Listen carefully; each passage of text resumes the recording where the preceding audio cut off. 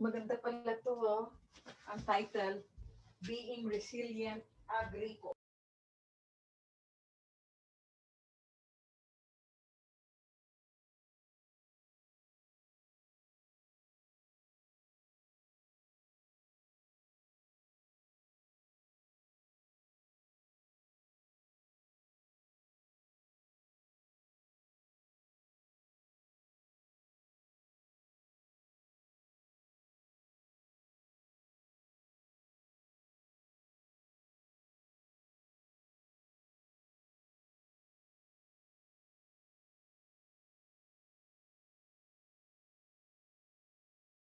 Good afternoon from the Philippines. So in 5 minutes, we will be starting with our program.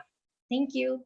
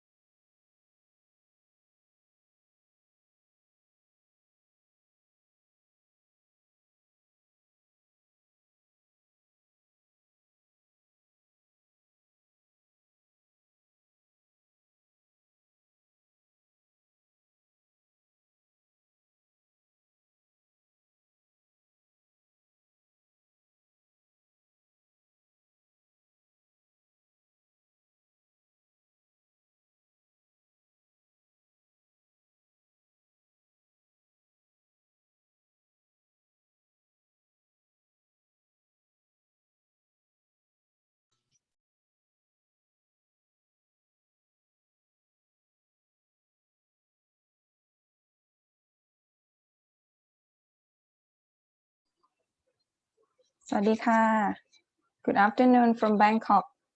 I'm Rasita Sikert-Krön, Program Coordinator of NIDAC Bangkok. NIDAC stands for Network for the Development of Agriculture Cooperatives in Asia and the Pacific. It was set up in 1991 by UNFAO, ILO, and ICA. It's headquartered in Bangkok.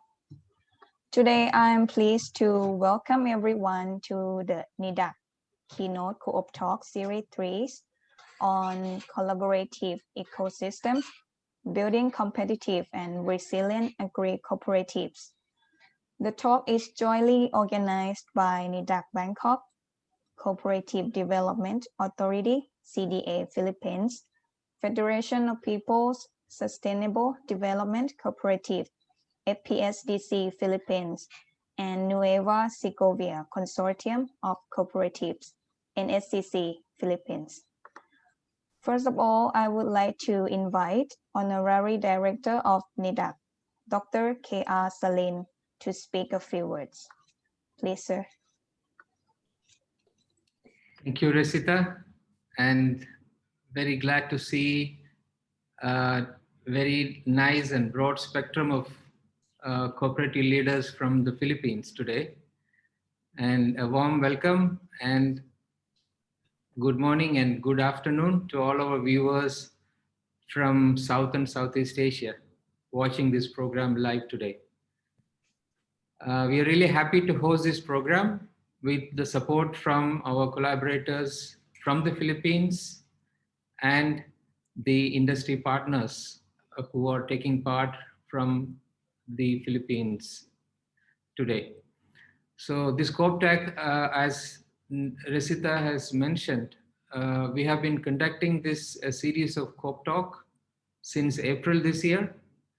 And this is again one of our attempts to keep our members and member organizations engaged, particularly at this time of, a very difficult and challenging environment that we have today in most parts of the world. In fact, the pandemic has affected most of our industries, our agriculture sector, and even our common life. Everything is in a way in a standstill in many parts of the world. So in this situation, I think the role of cooperatives is quite relevant, and it is increasingly relevant in these difficult, challenging times. At this time, the theme of this conference, especially it's relevant in the background of this difficulty, how a cooperative ecosystem can help or empower the cooperatives, the sector as a whole, to become more competitive and more resilient to the challenges. So I think building a resilient and competitive cooperative ecosystem will help a lot in empowering or strengthening these cooperatives to find better income for the cooperative members, and also in a way make them resilient to the challenges ahead. So I'm very glad to welcome again. We have almost a who is who of the cooperative sector in the Philippines. Philippines is a big country with a strong presence of the cooperatives, and we are eagerly looking forward to hearing from the cooperative leaders from the Philippines in this program. And thanks and welcome once again to this event from NIDAC. Thank you. Over to you, Resita. Thank you, Dr. Salin. Now I would request Ms. Sam Subida, Executive Assistant of Federation of People Sustainable Development Cooperative, as our MC today to proceed further. Please, Sam. Thank you, Ms. Rosita, for opening this our webinar this afternoon. And we would also like to extend our thanks to the Office of NIDAC for giving us this platform to share the different initiatives that we do in the Philippines. So as early as now, in behalf of the organizing team, we would like to extend our thanks to our viewers this afternoon, both in the Zoom platform and the YouTube platform, for joining us this afternoon. We know that, and we understand that the sudden shift to doing things online, may it be for work, for school, made a lot of us doubly busy than we were before. So we would like to thank for giving us the opportunity and for giving us a part of your time. So we assure you that the next 3 hours of this webinar will be filled of a lot of learnings and insights that you will be hearing from the esteemed leaders of the cooperative sector here in the Philippines. So by the end of this webinar, we aim to show everyone how the cooperative model, particularly here in the Philippines, helped communities despite all the hurdles, even before the pandemic. Hopefully, we can show you how feasible it is to involve ourselves into the collaborative ecosystem so that we can continuously foster the 6th cooperative principle of cooperation among cooperatives, and perhaps even going beyond that. So before I turn you over to our key speaker, I would like to remind everyone that for those who would like to express questions or would like to raise questions, you may do so by inputting your questions in the Q&A box in the icons below. So without further ado, I would like to introduce you our opening keynote speaker. So our opening keynote speaker is born in Santa Cruz, Laguna, Philippines, on March 19, 1958. And in 1983, he graduated as Doctor of Medicine in the University of Perpetual Help in the same province. Prior to his appointment as the Assistant Secretary, he was the former Medical Director of Hospital ng Cabuyao in Cabuyao, Laguna. He also served 4 years from 2004 to 2008 as officer in charge in the City Environment and Natural Resources Office, or CENRO, in his hometown. Thereafter, he was assigned as City Tourism Officer for Calamba City Tourism, Sports and Cultural Office for 2 years. In 2013, he served as the chairman of the Committee on Mediation and Conciliation and co-chairman of the Committee on Ethics in the Calamba Rice Growers Multipurpose Cooperative. In his consistent and innate passion for nationalism, he is on his way to initiate plans that will indoctrinate programs among the Filipino farmers, fisher folks, livestock raisers, dairy industry, and agrarian beneficiaries to focus not only in food security but life longevity by being more efficient, resilient, and productive in the best and deserving agricultural practices. In February 6, 2020, he was duly appointed as Assistant Secretary of the Cooperative Development Authority, wherein he took his formal oath in the Malacanang Palace. Ladies and gentlemen, let us give a virtual round of applause to Assistant Secretary Dr. Virgilio Lazaga.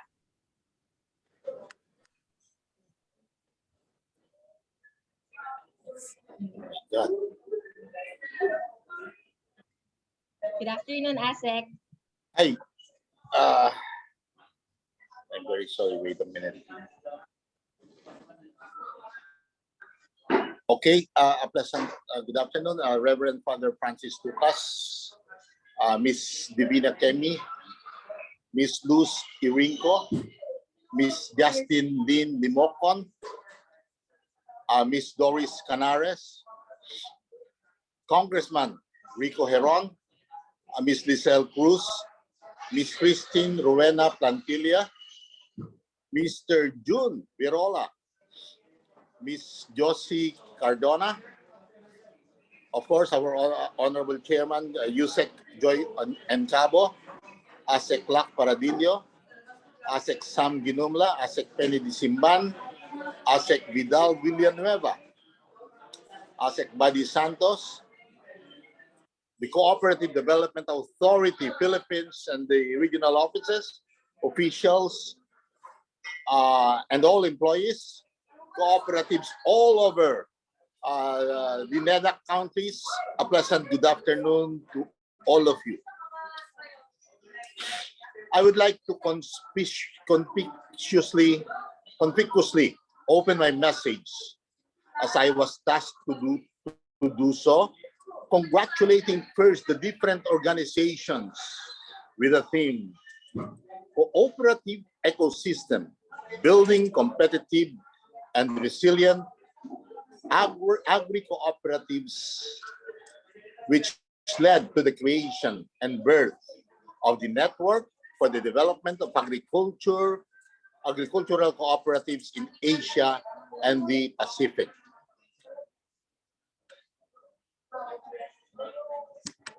I'm very sorry that will look your neck. Oh my God. This is definitely an unselfish endeavor, since we are now all together interacting as one family in the Asia and the Pacific and envisioning the compliance of our Creator's precepts, which is competitive, resilient, resilient agri-cooperatives. This is indeed a pro-God, pro-fellow man, and the inclusion of ecosystem is definitely a pro-earth enthusiasm, and another paradigm of hope is being done to sustain and fight back against the hot issues and challenges of climate change. Not only climate change, but human health as well, specifically the morbidities and mortalities and the food securities, food resiliencies, among others. When I say resilient, or when we say resilient agricultural practices, this is a crucial component to food security and sustainable food systems in developing countries. It looks at how to balance between producing food, managing natural resources, very important, and dealing with uncertainty and providing a livelihood base for the rural population. While we are so focused to the entrepreneurial competitiveness, it is good to open our hearts as well and concern to humanity. Quality agri-products that we can serve to every table for safe for human consumption. We must not give too much focus on convergence of enriching the cooperatives, but rather exhaust our efforts in engaging deeper in the good agricultural practices. I do not want, or I do not mean to sound as if I am dubious, but it is high time for all of us to be equally concerned to each other.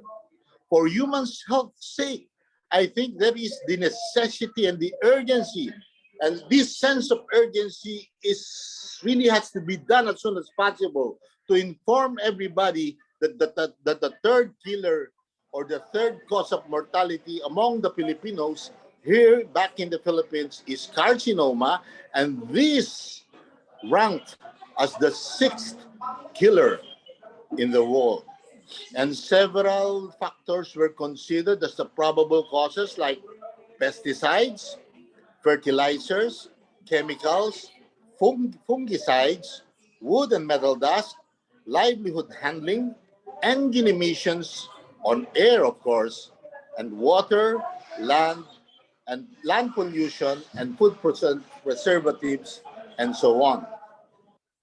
That is why I really pity those who were exposed, particularly the poor farmers. I would like to tell to everybody that man does not live on bread alone. Human beings are communal animals that interact with each other.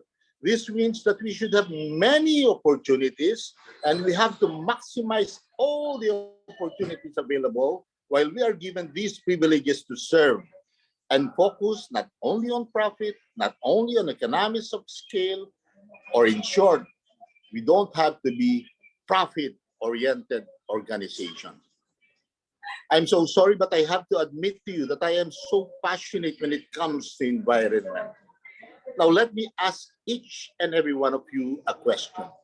Do we have the moral, social, individual, group responsibilities to save our Mother Earth? I think the big answer for that big question is a big yes. And the big because the Earth does not belong to human beings. Human beings belong to the Earth. And if we need to protect and prolong our lives, we must at all costs protect and prolong the life of our own, the planet, the earth. Let us give back its primal strength by protecting the laws of nature instead of abusing its bounty for personal profit or gain. It is about time, a high time for us to plant trees, clean our surroundings, segregate our waste, and it's about time also to penalize the violators. Ladies and gentlemen, given a chance, I wish I could have a 2-minute dialogue with the former US Vice President Al Gore and ask him what is now the status of his famous environmental advocacy. Was he able to convince the world leaders to follow what he had initiated? My dear fellow Homo sapiens species, I am not speaking here for and in behalf of the 110 million Filipinos. Neither am I speaking in behalf of the 4.6 billion people of Asia. I am speaking here in behalf of the 7.9 billion people of the world. Let us bear in our minds the famous quote of Confucius. It doesn't matter if we go slowly, as long as we do not stop. The world needs you. The world needs you. The world needs us. Let us join our hands and give our agricultural industry and our milieu the best practices and care and treatment so as we can get back to what we deserve to share and give hope, the full hope for the next generations. Ladies and gentlemen, let us cherish the past, nurture the present, and protect the future. A pleasant good afternoon to all of you. Kapkun. Thank you very much, Asek Lazaga, for that very enthusiastic and passionate message from you. So I guess that was the best way to open this afternoon's webinar, and it's the best way to keep our spirits high. And may your call to action be further reflected upon by our participants in the coming hours of our webinar. Thank you again, Asek Lazaga. So collaborative ecosystem has been uttered many times in different circumstances. However, for today, we would like to put it in the spotlight and see how we as cooperatives can join in this promising ecosystem. To give us a clearer idea on this, I would like to call on our next speaker, who's known for having his main acumen in total human development, social change, and enterprise. He has varied experience on ground on agriculture programs and projects in increasing food production, processing, and marketing. He has involved himself on ecology and environment and headed many civil society organizations that deal with biodiversity, agriculture, and cooperatives. He also has varied experiences on enterprise development through cooperatives. Apart from that, he is also a media consultant and runs a broadcast network of 50 radio stations under the Catholic Media Network Corporation.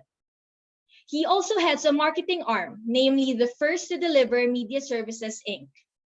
He has built and organized cooperatives and other business ventures. But among all these, despite all these different community work that he does, his first love is still with his vocation as a Catholic priest in his communities. Everyone, I am proud to present to you our speaker, our next speaker, Asian NGO Coalition for Agrarian Reform and Rural Development Chairperson Emeritus, Father Francis B. Lucas.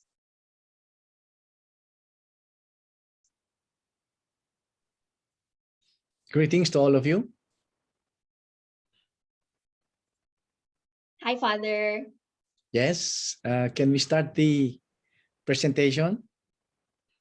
Okay.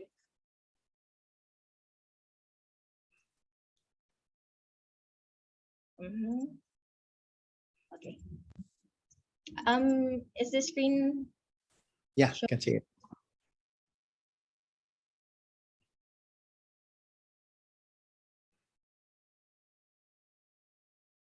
There's no sound.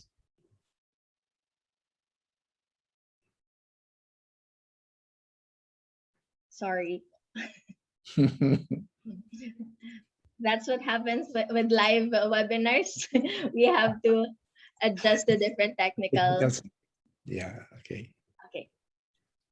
A blessed day to us all. And today, as you see, the title is Collab. A blessed day to us all. And today, as you see, the title is Collaborative Ecosystem Building Competitive and Resilient Agri-Co-op. It's an organizational thing. We are but one thread within it. Whatever we do to the web, we do to ourselves. All things are bound together. All things connect.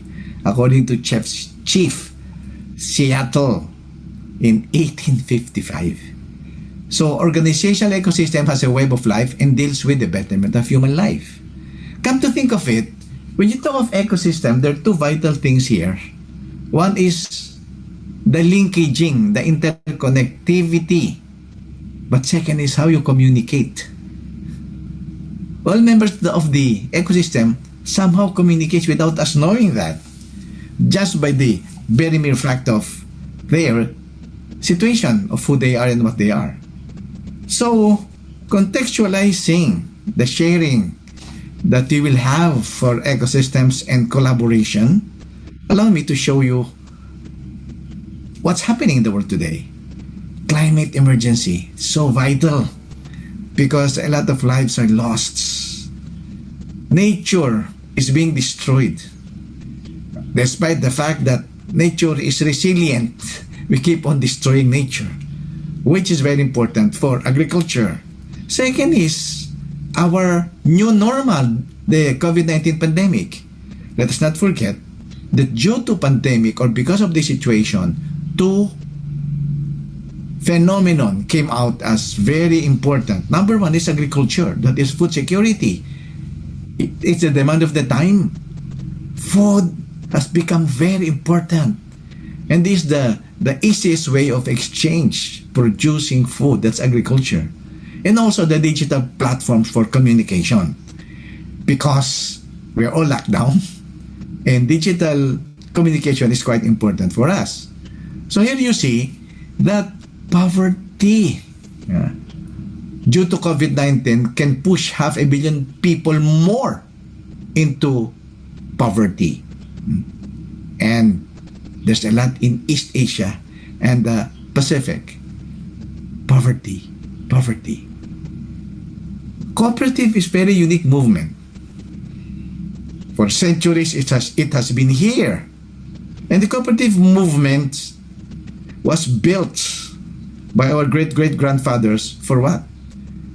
For the masses, for the grassroots, for those who have less, for those not given the following.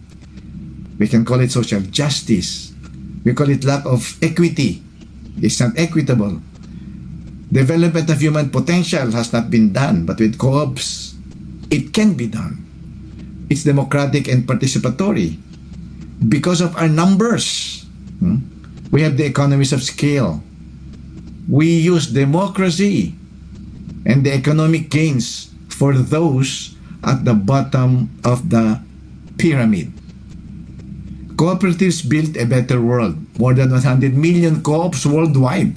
This has been the statistics since 2002. So, but we need more to collaborate, to bring the ecosystems and let them collaborate more within and different ecosystems. So, agriculture cooperatives needs a great call to collaborate using the ecosystems action and collaboration. We have to stop or go beyond the silos that we think we even compete with other cooperatives. So you want a better future of resiliency and collaboration, then we have to use the ecosystem action. Just an example. You see, as an ecosystem, a simple ecosystem, which is complete here already, you see from the sunlight to the plankton to the bacteria, the protozoans, the small crops, the fungi, even the rotting logs and the termite mounds, which seems negligible, baliwala. They're nothing. No, they are important because they contribute, they collaborate, despite the fact that their situation is by themselves. It's for them. They want to survive. And yet, by surviving, it is interconnected, interrelated, interdependent, and interaction. That is where collaboration is. The living and the physical components are interconnected through nutrient cycles, energy flow supporting unique organisms, the life cycles they have, death, life, death, provision of stability and adaptability towards evolution. So this is species. This kind of relationship has to go also to us in cooperatives. The whole is greater than the sum of its parts. 384 BC. Aristotle has seen this already.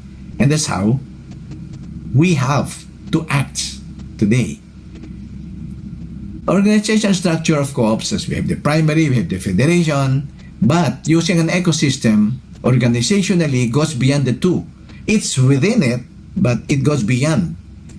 It's 1 and 2 plus. The other part, the like corporate ecosystem, networks, coalition, association are all corporate. But then we have also to use our cooperatives to this. So we need collaborative ecosystems. You go beyond value of the value chain, looks at bigger picture linkaging. You go beyond our boundaries in fighting poverty with profitability. Diversity, the more complex, the better toward resiliency, because you get a lot from everybody, but you also contribute a lot to others. You also provide solution to problems due to knowledge and sharing as collaborators. Digitalization platforms are needed to take advantage of the social capital. We have to spend social capital since ecosystem is not unilateral, one type of organization. No. Social capital is different riches and resources of different organizations. So, resiliency. Agriculture is based on nature, and the resilience of natural ecosystems reveals the best enterprise learning. Power of diversity, value added by symbiosis, coping up due to adaptation, greater kinetic wealth through complementary niches from individual part of the ecosystem. So to thrive during critical or turbulent time is resiliency. Responds, recovers, regards contingencies as vital to survive. So, cooperative resilience is main value. I'd say values. Number 1 is the integrity of leadership as proof of trustworthiness. Collaborate with different organizations and sectors.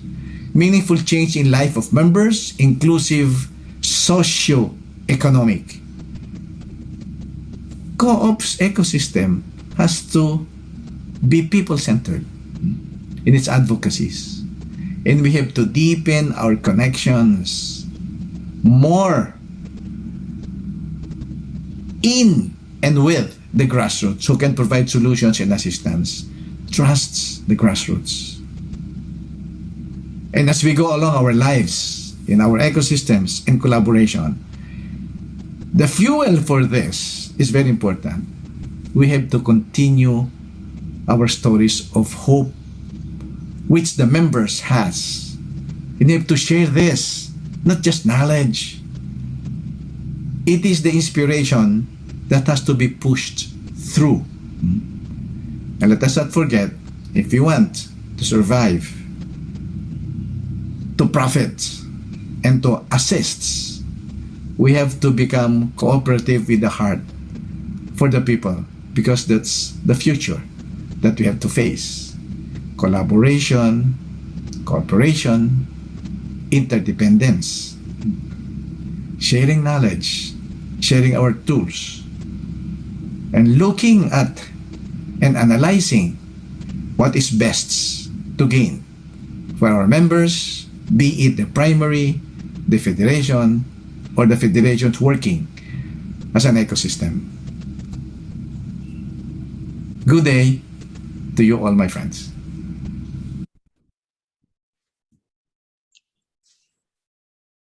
Thank you so much, Father Francis.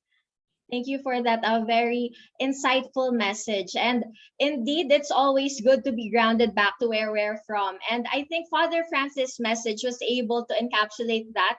And he was able to make it clear as to why we as stewards really need to promote this so-called collaborative ecosystem. So in order for us to see this very concept into action, let us now begin hearing the best practices from our speakers in line with today's theme. Let's start first with our first speaker from Northern Philippines, Dr. Divina Kemi. Dr. Divina Kemi is currently the Chief Executive Officer of Nueva Segovia Consortium of Cooperatives, one of the biggest and most well-known cooperative federations in Northern Philippines. Dr. Kemi has been with NSCC since its establishment in 1992. She completed both her master's and doctorate in business administration degrees from the Divine Word College of Vigan. Apart from this, Dr. Kemi also participates in the governance of different cooperative federations such as Metro South Cooperative Bank, Philippine Cooperative Center, and the Federation of People's Sustainable Development Cooperative. So once again, I would like to request everyone, and we would also like to welcome our next speaker, Dr. Divina Kemi. Thank you so much, our future Attorney Sam of the FBSDC. Sawadee ka sa mga taga-Thailand ng NEDAC Network. Officers of the different cooperatives, and of course, our ASEC, Virgilio Lasaga of the Cooperative Development Authority under the agriculture sector. Father Francis Locas, a very inspiring message. And of course, to all the representatives of the Agriterra and CSOs of the FPSDC network. So sa lahat po na nandito sa chat room, muli po, good afternoon to each and everyone. I am honored to present to you the collaborative economic system of the Nueva Segovia Consortium of Cooperatives. A very brief profile, the NSCC is a nationwide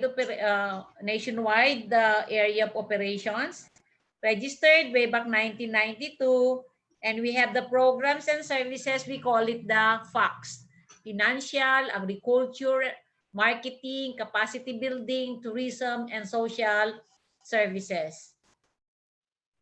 As we go along the way of operating NSCC Federation, we were able to assist or establish the NSCC multipurpose cooperatives. Those were the associate members of the microfinance program of the federations at that time.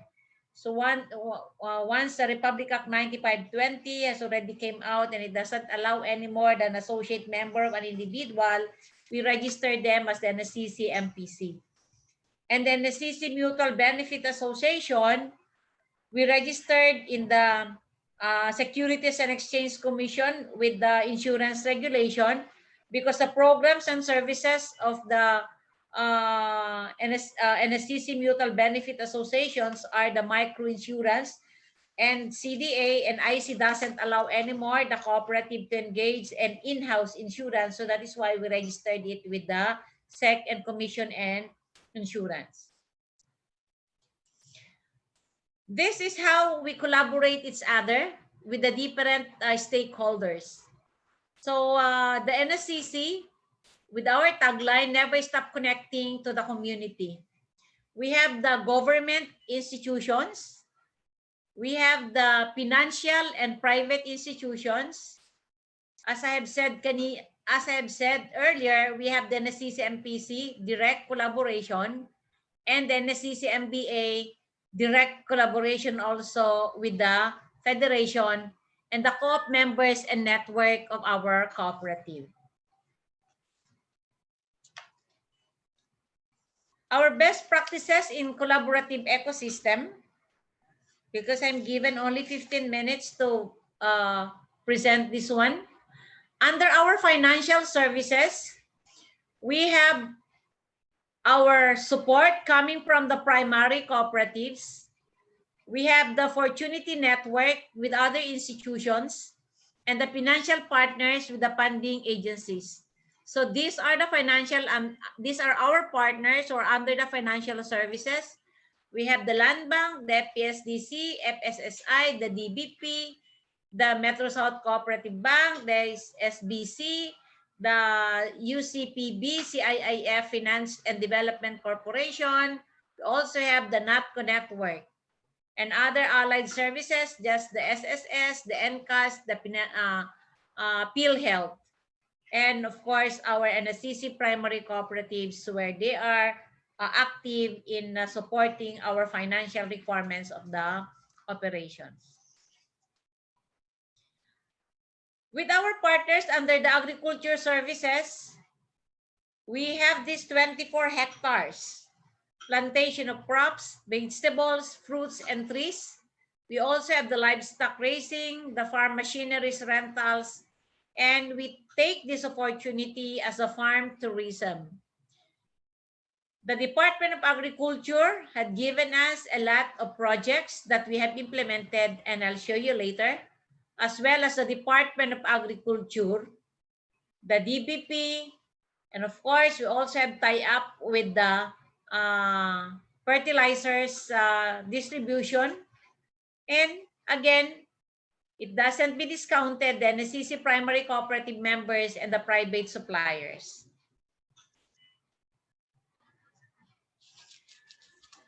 With our partner with the Development of Agriculture, we have established the 5 hectares research center where we will adopt the best technology that will come up in the research. We also have the rice processing center because we are buying the produced palay of the different farmers in the province of Ilocos Sur, as well as the nearby provinces in Region 1. That is why we have the processing center. We also have the organic waste converter facility provided by our Department of Agriculture, the trading post where we consolidate our products. We also have the future bagnet and chicha corn processing. Because of our swine facility project, once there would be excess of in the market, then we will produce now into bagnet. We also have the chicha corn processing. The chicha corn is a produce of white corn because one of the concern in our area, the farmers who are engaged in white corn production, they do not have the marketing opportunity. So the cooperative established this trading post where they will bring their products and then NSCC will buy and we will process them into chicha corn. The hog breeding facility that I have stated, this is one of the latest project with the Department of Agriculture where the NSCC will handle it. Our sample value chain model in NSCC Agri program. The organic waste converter, we will process the waste into organic fertilizer. We distribute this organic fertilizer to our farmers who are engaged in the corn plantation. So the corn that they produce will be sold to NSCC Trading Post Center, and NSCC buy the white or the yellow corn from the Trading Post Center. The corn product from the Trading Center are processed as feeds at NSCC feed mill. The corn products from Bagsakan Center are processed as a chicha corn at NSCC Chicha Corn Processing Center. The NSCC feeds for the hog breeding program and the swine from the hog breeding program are processed as bagnet and bagnet making project. And the market that will be outlet are our members and also member cooperatives. And we also have our members in the National Capital Region. The Department of Agrarian Reform Partnership or Collaboration. The Agrarian Reform Infrastructure Support 3, where the Agrarian Information and Marketing Center, we store our fertilizer, marketing, drying pavement of 5,000 square meter. The major crop-based block farm productivity enhancement program is already ongoing, because we would like that the farmers will be clustered and they will produce same product, same vegetable, for us to come up with the requirement of a specific institutional buyer. A part of our collaboration of the Department of Agriculture, the partnership with the Philippine Carabao Center, and this is one among the bureau of the DA. We have this school-based milk feeding program mandated by the Republic Act. So the Alab Carabao project, there are 22 buffaloes maintained, and the produced milk, we call it the Nuangco pasteurized milk. Why Nuangco? Nuang is a local name of Carabao, who represents cooperative. So we call it the Nuangco pasteurized milk product. Under the collaboration on promotion and marketing of members' product, the NSCC with the co-op suppliers, direct farmers supplies, they're also consumers, and the micro entrepreneurs. Marketing of farm harvest, consolidated agri products, and products of members, which the NSCC consolidate, and the community consumption, and again, trading to other areas. And we have also these NSCC business centers were established to serve as marketing outlet for NSCC agri products and members produce. Because, okay, thank you. Because in Kawayan, we provide the market area. Under the collaborations of additional activities, the NSCC interconnects with the following for the implementations of agriculture services: the primary cooperatives for the patronage and support, for the agri-sector for the engagement in agribusiness, the community is for the consumerism, the private sectors for supplying inputs and fund source, also the government partners for funding requirements, as well as technical assistance and training. Collaborations and trainings and capacity building services, the Cooperative Development Authority, the TESDA, the NATCO network. We also have other party lists, the Provinciano Ako, the ACU, DTI, and of course, the Department of Agriculture. Training services, there are share capital that we also collect from our members, and we give them incentive as well.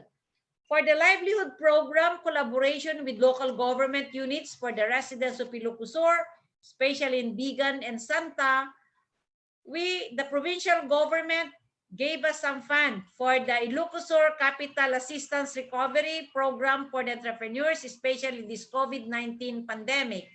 The city government of Bigan, they call it the Bigan City Economic Recovery Program, and all of these things are being handled by the Nueva Segovia Consortium of Cooperatives. The municipality of Santa, they call it the Paspas Santa Microfinance Program, and the Santa Recovery Incentive for Centennials entrepreneurs. So the LGUs entrusted their fund for the colleagues that the NSCC handle for its operations. Collaborations on the provision of community development services, COVID-19 pandemic mitigation efforts, disaster assistance with the church, the private institutions, the cooperative sector, and the local government units. Again, we collaborate with each other to come up with the better services. NSCC institutions work as one. As I've said earlier, the NSCC was able to organize direct the NSCC multipurpose cooperative and the NSCC mutual benefit assistance for the juridical personality, so that the NSCC can work with them as one institution. So these are the three organizations mutually fully supports each other to have a better impact in the community. With our collaborative economic system in NSCC, there are impacts like promotion of programs and services is higher, more opportunities and innovations, build trust and confidence to the cooperative and community, improve flexibility of the cooperative. Again, the challenges is sustainability, trust, keeping in track, meeting expectations, and of course, a lot of reports. In the last slide, unity is strength. Where there is teamwork and collaboration, wonderful things can be achieved according to Mati Stipanek. So thank you so much. Stay safe always, and thank you for this opportunity that we were able to present what the collaboration of the Nueva Segovia Consortium of Cooperatives in the community. Thank you.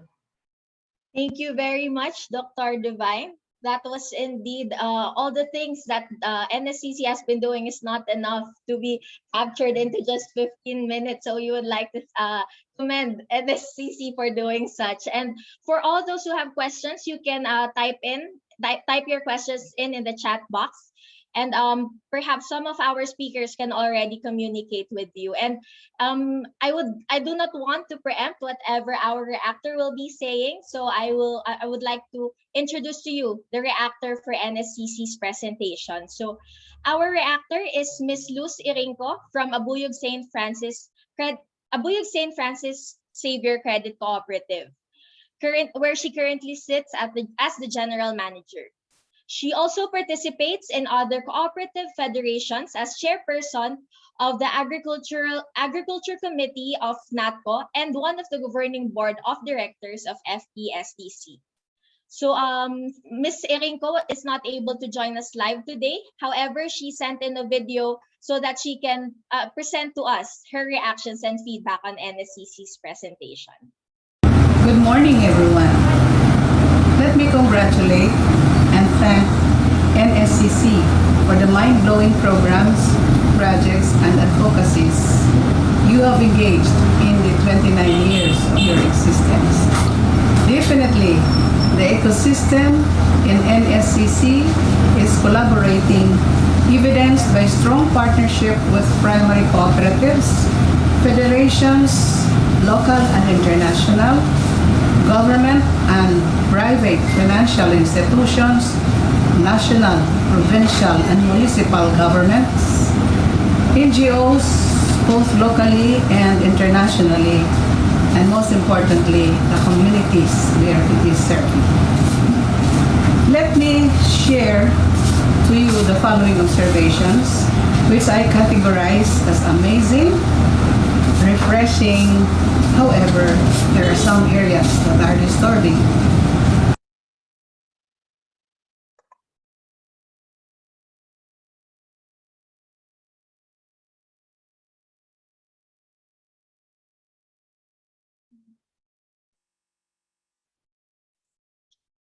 I'm sorry for the technical difficulties. Can I continue, Sam? Okay. My, Hi, Ma'am Luz. yeah, okay. So, okay, so there are amazing things that only the Josa divine na Josa pa can do, no? This is linkaging with provincial, city, and municipal governments, where us cooperatives have difficulties. However, in NCC, they were able to access livelihood programs, microfinancing, economic recovery programs, recovery incentives for entrepreneurs. Likewise, under the amazing category with the linkages with the church and their communities in terms of environmental protection and disaster response. There is teamwork going on between NSCC as a federation and its primary cooperative and the Mutual Benefit Association, Inc. Agritourism is something that is also amazing with the livestock farm machineries rental in it. There is a research center, waste convenient converter facility, value chain model and agri program, partnership with the Carabao Center partnership with the Department of Agrarian Reform. Isn't that amazing? Yes. Another area which I observe are the refreshing activities that some of the cooperatives are now doing also, which is reinforced or reaffirmed that it's needed, no? Like partnership with producers, both members and non-members existing in the community, consolidation of their products, and NECC as marketers to access quality post-harvest facilities, assuring better returns for farmers. There are also value adding that is being done by the Federation. There is so much employment and entrepreneurial opportunities for members and the communities. However, in the area of partnership with several 9 or more financial institutions, which I find disturbing considering that there were government grants and subsidies. They have also identified challenges in sustainability, despite the various economic activities and the value chain at work. They have identified challenges on the trust, which is already being evidenced by the trust given by the government, national and local, no, that implemented all livelihood programs and agri-ventures. Likewise, they have a challenge in keeping track despite the research center in place. They have a challenge on meeting expectations despite job opportunities, livelihood opportunities, and marketing of members' products at better returns. This, I believe, is a constant reminder that in this imperfect world, there are always things that we need to address.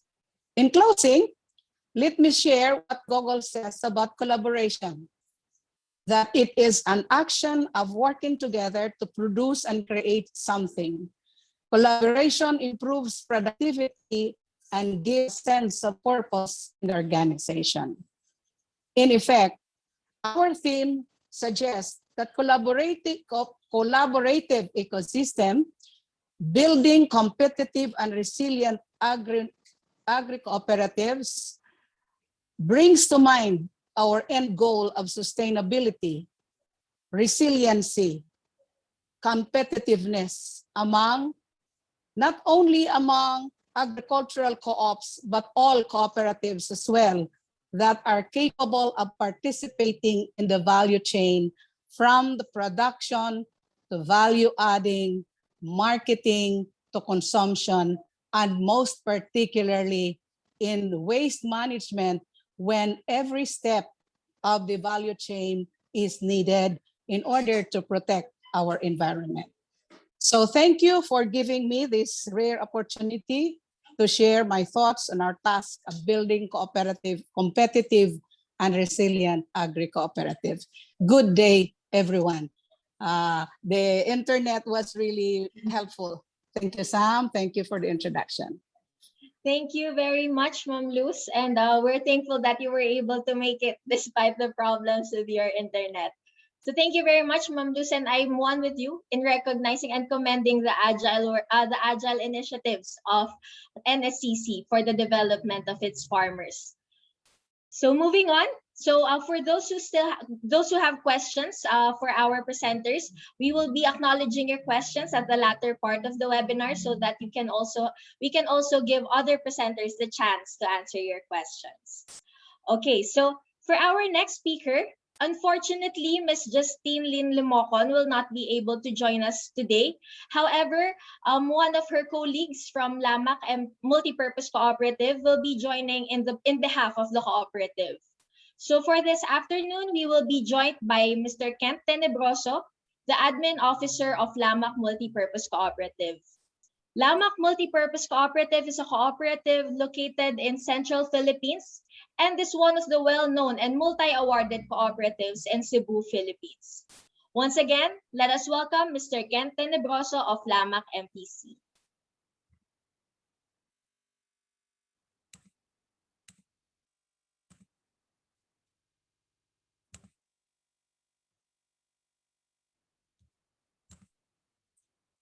Hello, good afternoon. A Hello, Sir healthy Ken. and safe day to all of us.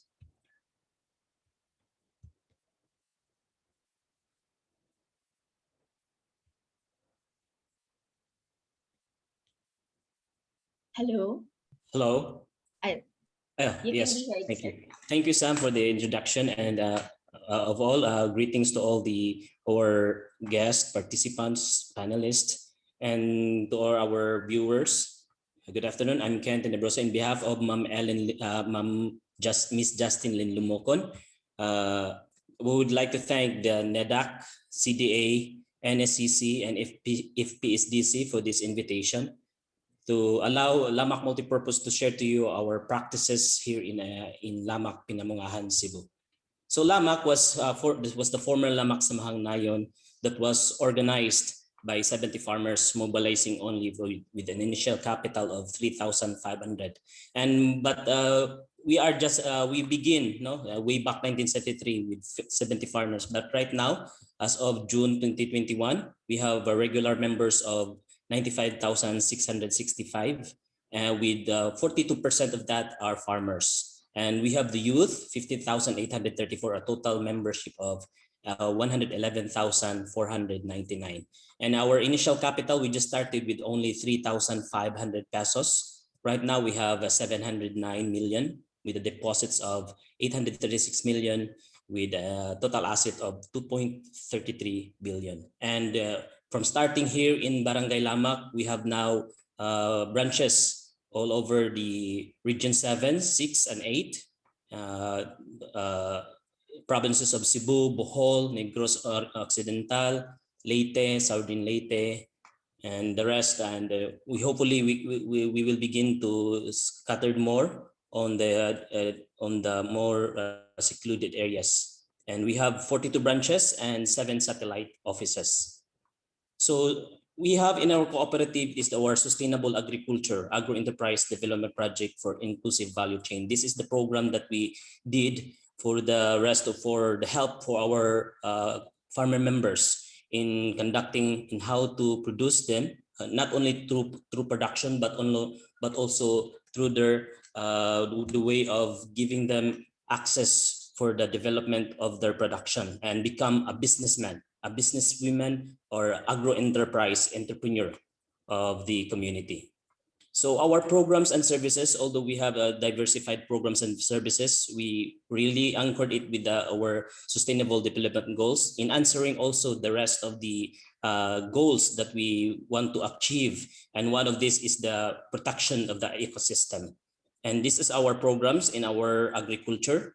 We have these 8 steps into agro-enterprising, agro-clustering approach in dealing with helping the farmers and the community to build up their production to market and with value-added chain for their produce of their products. So 8 steps. We begin with the 8 steps with this, and the following are the rest of the activity, the flow of the program. So it's a steps that the farmers will need to process to achieve, and by way of giving them the process, the way of from step 1 until to step 8 on how to sustain, because we believe that through this agro-enterprise clustering approach, they were really able to sustain their produce in their farm.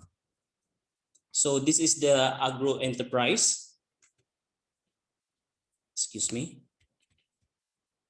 Agro-enterprise clustering approach. So these are the steps, as I said earlier, that from the beginning up to the future for the next generation, because we believe that during this time, in times of this calamity and this pandemic, we believe that agriculture is is needed to be sustainable. We have to what we call this to secure the food supply for all of us here, especially here within the community you are living.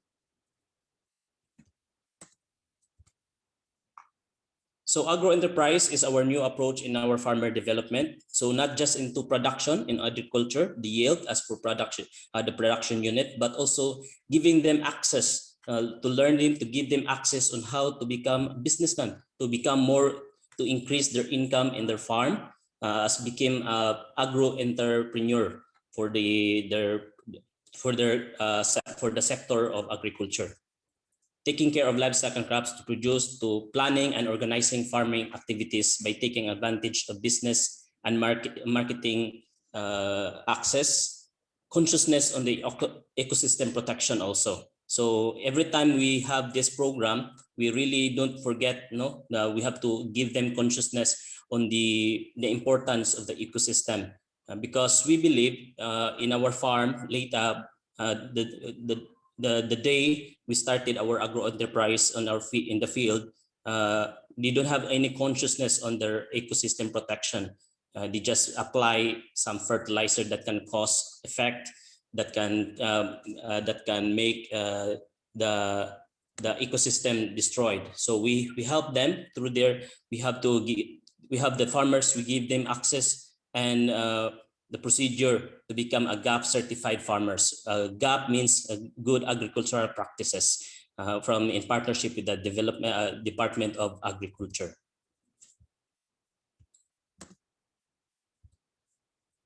So agro-enterprise, again, farm production, yield and income, plus collective marketing. So we became the collective of their produce, then linking them to the markets. So for farm to market. So the cooperative is in the center, giving them bridge from the farmers to the market. To organize them, the farmers, the production, supply, and became GAP certified. So agro-entrepreneur for the farmers. So these are the different kind of clusters we have. We have clustering on the corn production, coconut, cassava, vegetables, fish of fox, on the milk production, the hog raising, and also the cacao. And as I said earlier, that we have them, give them access and procedure to become to have a certified GAP certificates, good agricultural practices. And this is our clustering of our vegetable farmers. Right now we have 847 farmers and clusters of 60. And dairy multiplier farm and dairy farm clusters. So in partnership with the Philippine Carabao Center, we have now 68 farmers, 6 clusters, and 64 number of heads of buffalo. And also in partnership with the Philippine Coconut Authority, we have this coconut farmer clusters. We have this the Coco Hub located at the Barangay Colonia, Tuburan, Cebu. So we build up in partnership with the DOST. Right now we have now a value chain, the smart food value chain facility and manufacturing village in Tuburan, Cebu, in partnership with the Philippine Coconut Authority and Department of Science and Technology.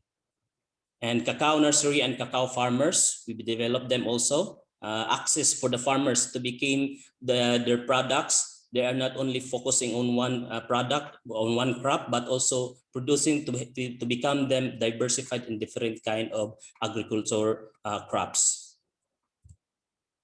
Cassava in Bugo City, Cebu, northern part of Cebu, and this is the corn. Farmers of 150 and clusters of 150. Not only rice, not only corn, but also rice production. We already cluster them here in Pinangongahan. Also cut flowers farmers.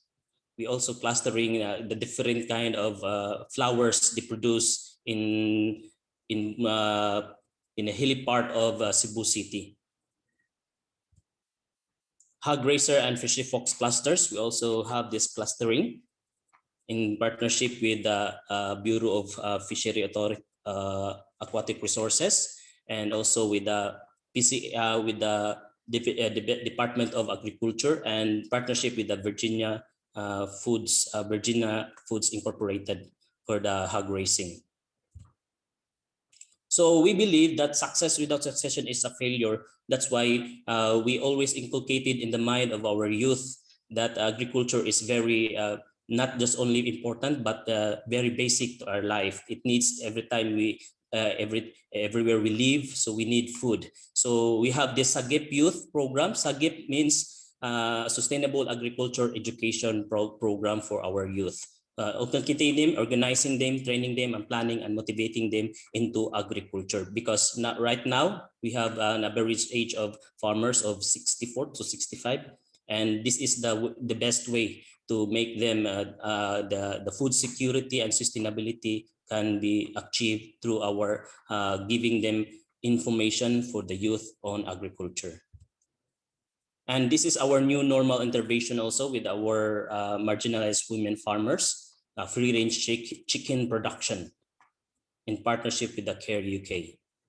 And we have also this integrated organic farm school, and we are right now accredited with TESDA as a farm school in partnership also with the Department of Agriculture, Agricultural Training Institute, and this became an agri-tourism also here in Pinamungahan, Cebu, in partnership with the Department of Tourism. So every time our farmers have to do this farm technology, they have to learn more farm technology. So we will let them have this free school in our integrated farm school. And also Lamak MPC also manufacturing and processing plants in the dairy processing plant, and also our Cocoa Hub and our coconut products.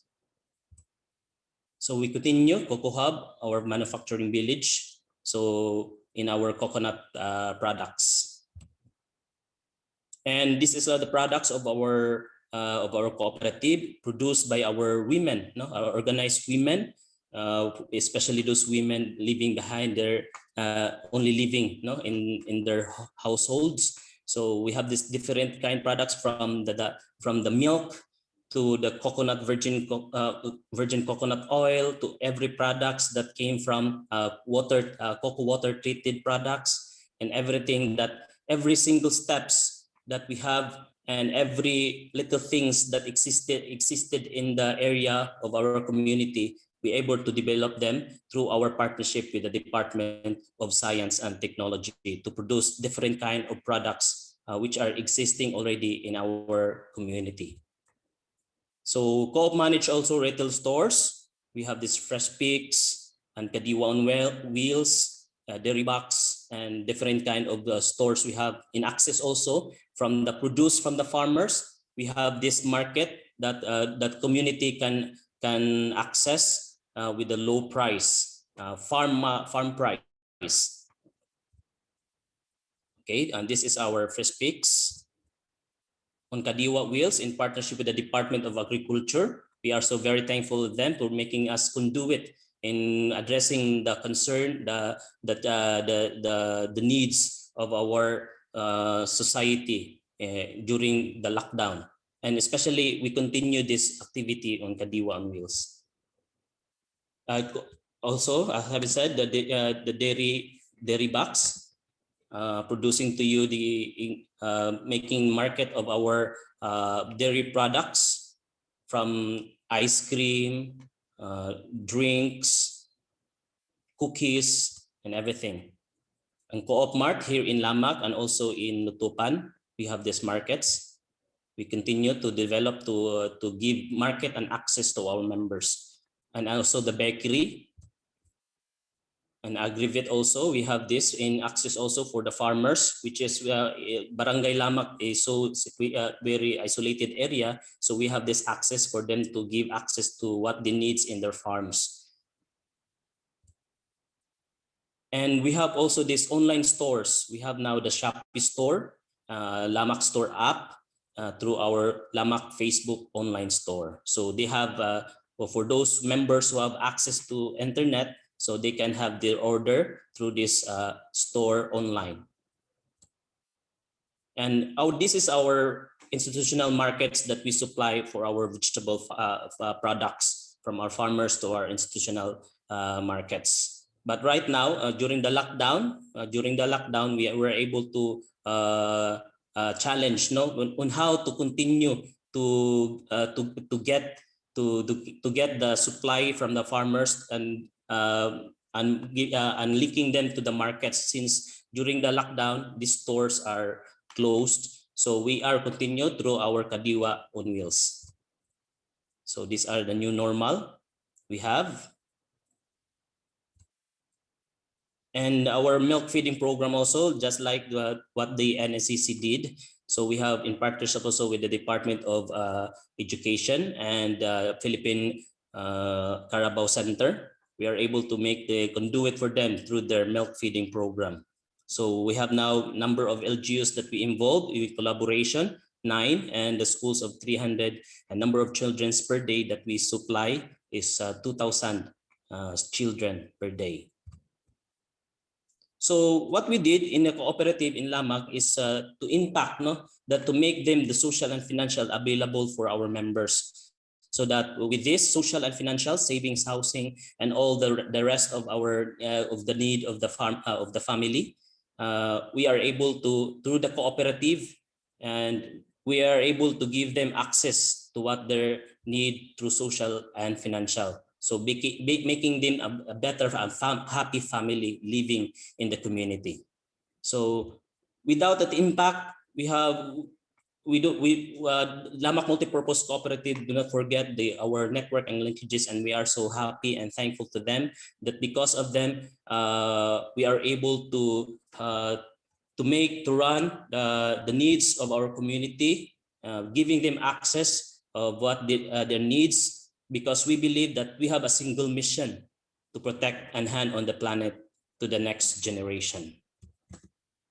So convergence is and collaboration is very important, because this is the key for sustainable agro-enterprise development, competitive, and resiliency. Again, one of the statement in the cooperative pledge that we believe that Lamang Multipurpose Cooperative and the rest of the cooperative know that alone I am weak, but with others I am strong. So this is the very the key for our sustainability and become a resiliency cooperative in the community. And thank you, and that's all. A good day and safe to all. Thank you very much, Sir Kent, and thank you for that very commendable presentation from Lamang MPC. And it's nice to see the different initiatives that you do against our various sustainable development goals. So in order for our next speaker to give her insights and feedback on the presentation of Lamang MPC, I would like to introduce to you our reactor, a certified public accountant in commerce and industry. She has been in the cooperative movement for the last 40 years, starting as a youth leader in Students Cooperative at the University of San Carlos in Cebu, Philippines in 1981. Currently, she is the Chief Executive Officer of TMX Employees Consolidated Multipurpose Cooperative and the Vice Chairperson of the Board of Victo National. She served as the Chairperson of Victo National as well, and of the Philippine Cooperative Center in 2014. Ladies and gentlemen, please give it up for Ms. Doris Canares. Hello, good afternoon. Good afternoon, Ms. Doris. Yeah, okay. So I would like first to thank Kenny Tenebroso for teaching for Jocelyn, who is sick. I hope she gets well soon. Okay, so from the onset of the Lamang Multipurpose Cooperative presentation, we already saw the foundation of collaborative ecosystem, which started from within the Lamang Co-op. You have, maybe you remember the clustering model.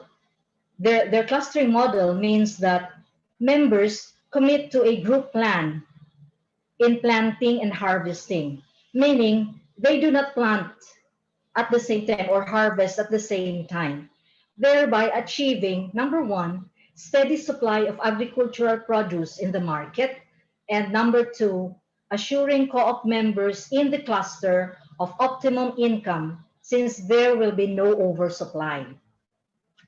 We know, of course, that successful production is not the end.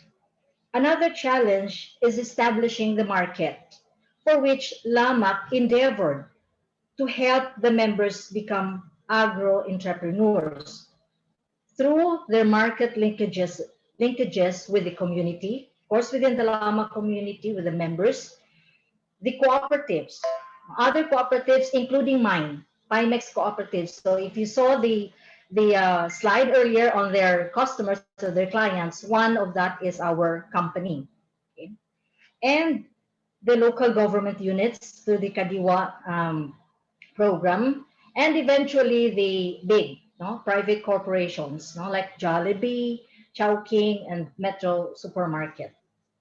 And I would like to commend Lamak Co-op for painstakingly educating our members for this new paradigm in agriculture. As Lamak Co-op grew in leaps and bounds, it did not rest in its laurels. They continue to collaborate not just within the co-op movement, but entities outside of our own in the sector.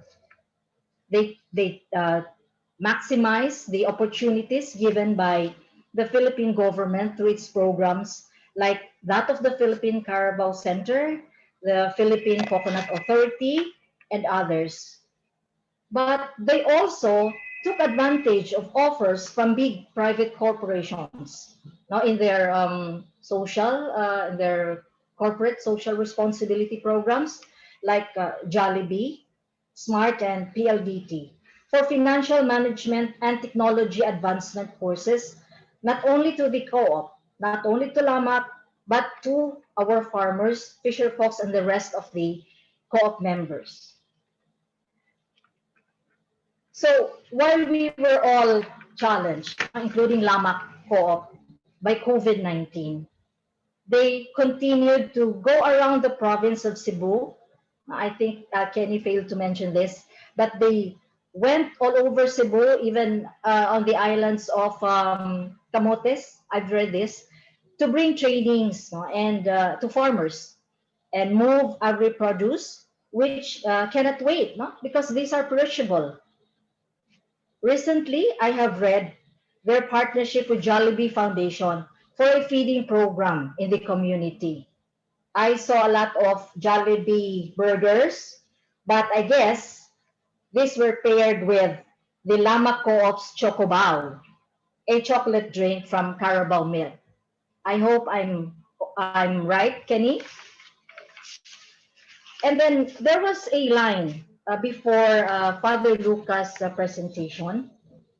It says there that we should hear stories of hope from our members. Lamak has plenty of those. In fact, I even cried in one of their video presentations where a child from his graduation ceremony went directly to the farm where he hugged his father, who is a Lamak Co-op member, and presented his diploma. So these are stories, one of the stories of hope in our members' lives, Father. So before I make all of you cry, there are a lot of stories that would make us cry, but I would like to emphasize that this is collaborative ecosystem before our very eyes. And to Lamak Cooperative, continue to make your members to attain a better quality of life, because that is the co-op's reason for being. And soar high, Lamak Co-op, soar high. Thank you. Thank you very much, Miss Doris. And you can really feel how much Ma'am Doris really recognized the different achievements of Lamak. And true enough, it shows how credible the cooperative really is in bringing up and improving the lives of its members. So thank you very much, Sir Kent and Ma'am Doris. So now we proceed to our next speaker, another story of inspiration. Our next presenter will be from the Soro-Soro Ibaba Development Cooperative. Our speaker is currently the Assistant Vice President of Soro-Soro Ibaba Development Cooperative, who completed his undergraduate degree on agricultural economics, major in marketing and prices on 1992 from the University of the Philippines, Los Baños. He also completed his master's degree in public affairs, major in strategic planning and public policy in 2007 from the same university. In 2020, UPLB recognized him as one of the distinguished alumnus of the university. Mr. De La Roca has 14 plus years of extensive experience in successfully incubating and growing a wide range of social enterprises, programs, and services designed to provide or complement existing needs of farmers, entrepreneurs, and OFWs.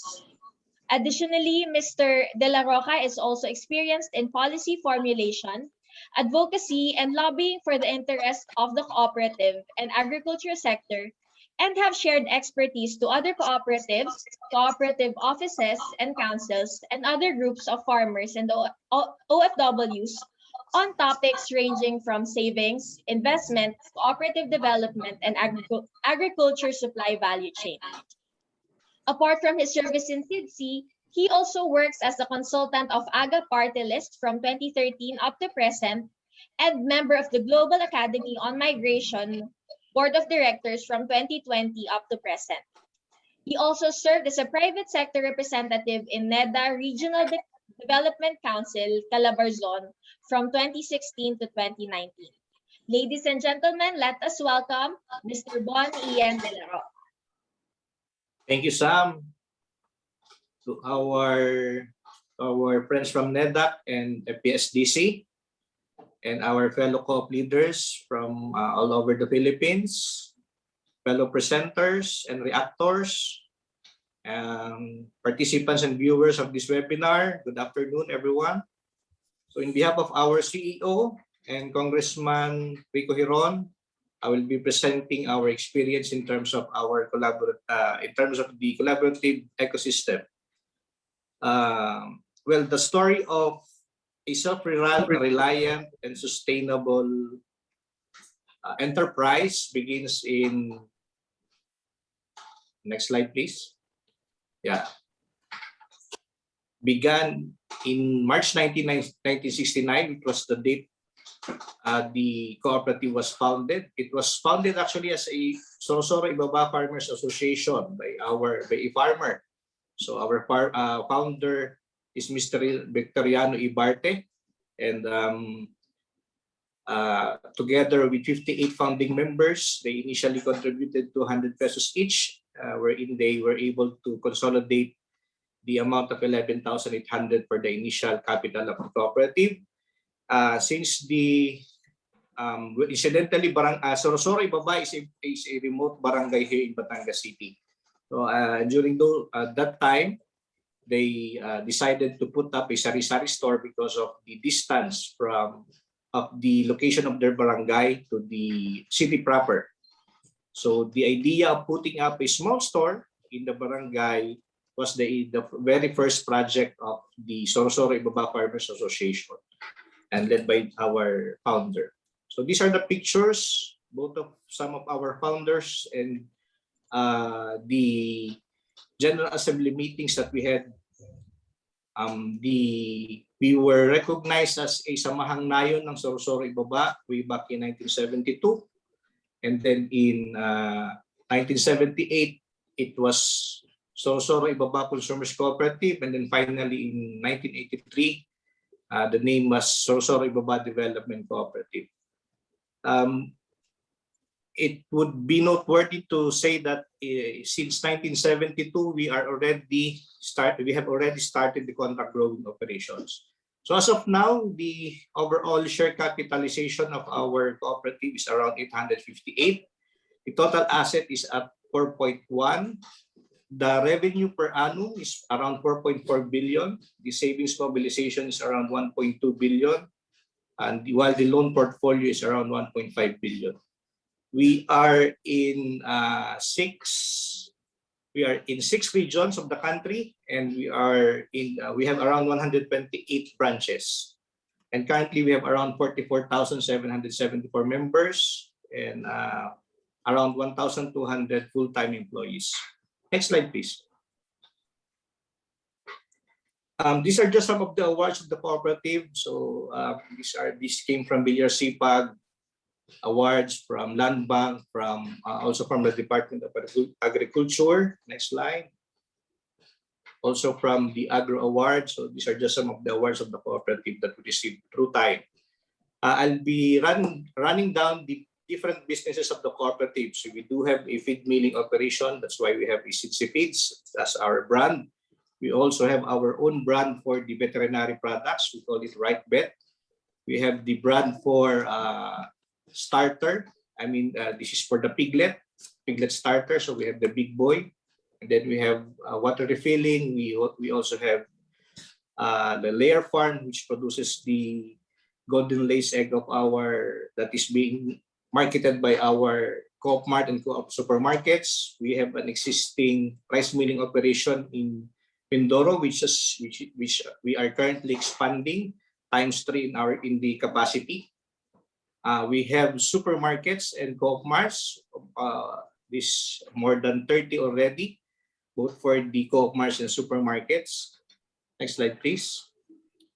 We also have the savings and credit operation. We have the agri-trading and financing, which provides the input requirements of our members and providing them also the financial assistance or financial the loan requirement for their agri production. We are producing our own organic fertilizer, which we call Co-op Likas Organicum Pataba. We have gasoline stations. We are an owner of a Petron franchise, and we have our own Sidsi brand of gasoline station, Sidsi Gas in Pinamalayan, Mindoro. The cooperative also has a hardware. We have a fiber TV network. We have a resort, and we also have a printing press. Mind you, these are businesses that supports the wants and needs of the members, and the process of establishing this business goes with the validation of having the needs and wants of the members for these particular businesses. So before we come up with this business, we are consulting our members and asking for what type of business that they will be patronizing. So next slide, please. We are defining the collaborative ecosystem as the interdependence of cooperative enterprise and that of the member enterprise along a supply value chain. This is captured easily by what we are referring to as a from gate to plate model, from which we are providing the members the input requirements for them to produce the hogs. So the input would be from the feeds, from the piglet supply, and then we will be providing them technical assistance, and this will be put into a contract growing arrangement with them, and then this will be consolidated in our hog selling pen, and it will be transported to the slaughterhouse, and then it will be transported to the meat shop, and then finally it will be sold to our Co-op Marts or Co-op supermarkets. So from gate to plate represents from the point of production to the point of consumption, because the enterprises that supports the interests and wants and the needs of the members of Sidsi is captured through this model, wherein we provide them assistance from the co-op production, from the agriculture production up to the provision of the store wherein they can access the basic necessities or the basic goods that they will be needing. So next slide, please.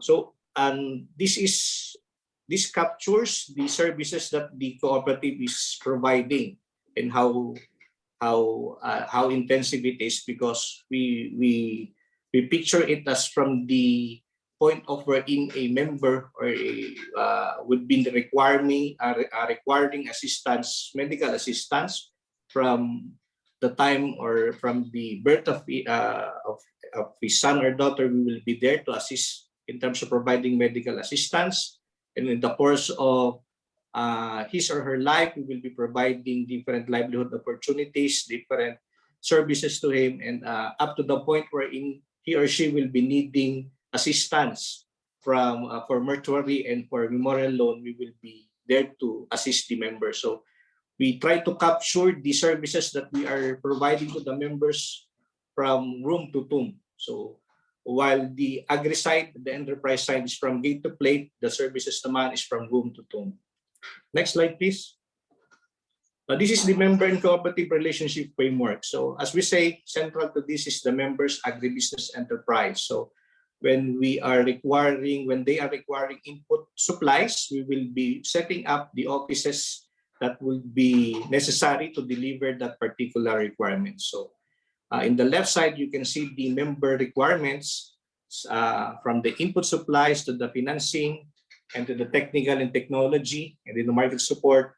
What we're saying is that these are needed by the members. That's why we are setting up offices specifically designed to provide these services to the members. So we have the savings and loans. We have the crop and livestock division, which is the one delivering the technical assistance to our members. And we also have the marketing division, the department responsible for marketing the hogs and even the corn of our members. And to some extent, we also have our policy advocacy in the sector through our sector representative, which is the AGA party list.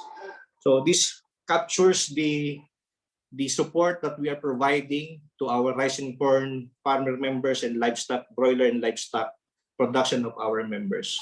Next slide, please.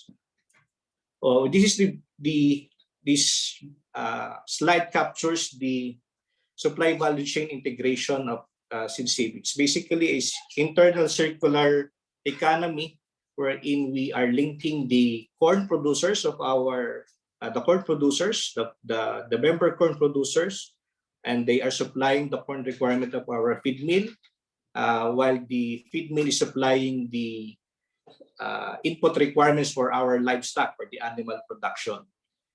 The animal producers, aside from selling the livestock, they will be producing organic fertilizer from the manure. So the organic fertilizer is converted to as an input to the crops. So the crops production. So this is an internal circular economy that we are providing to our members.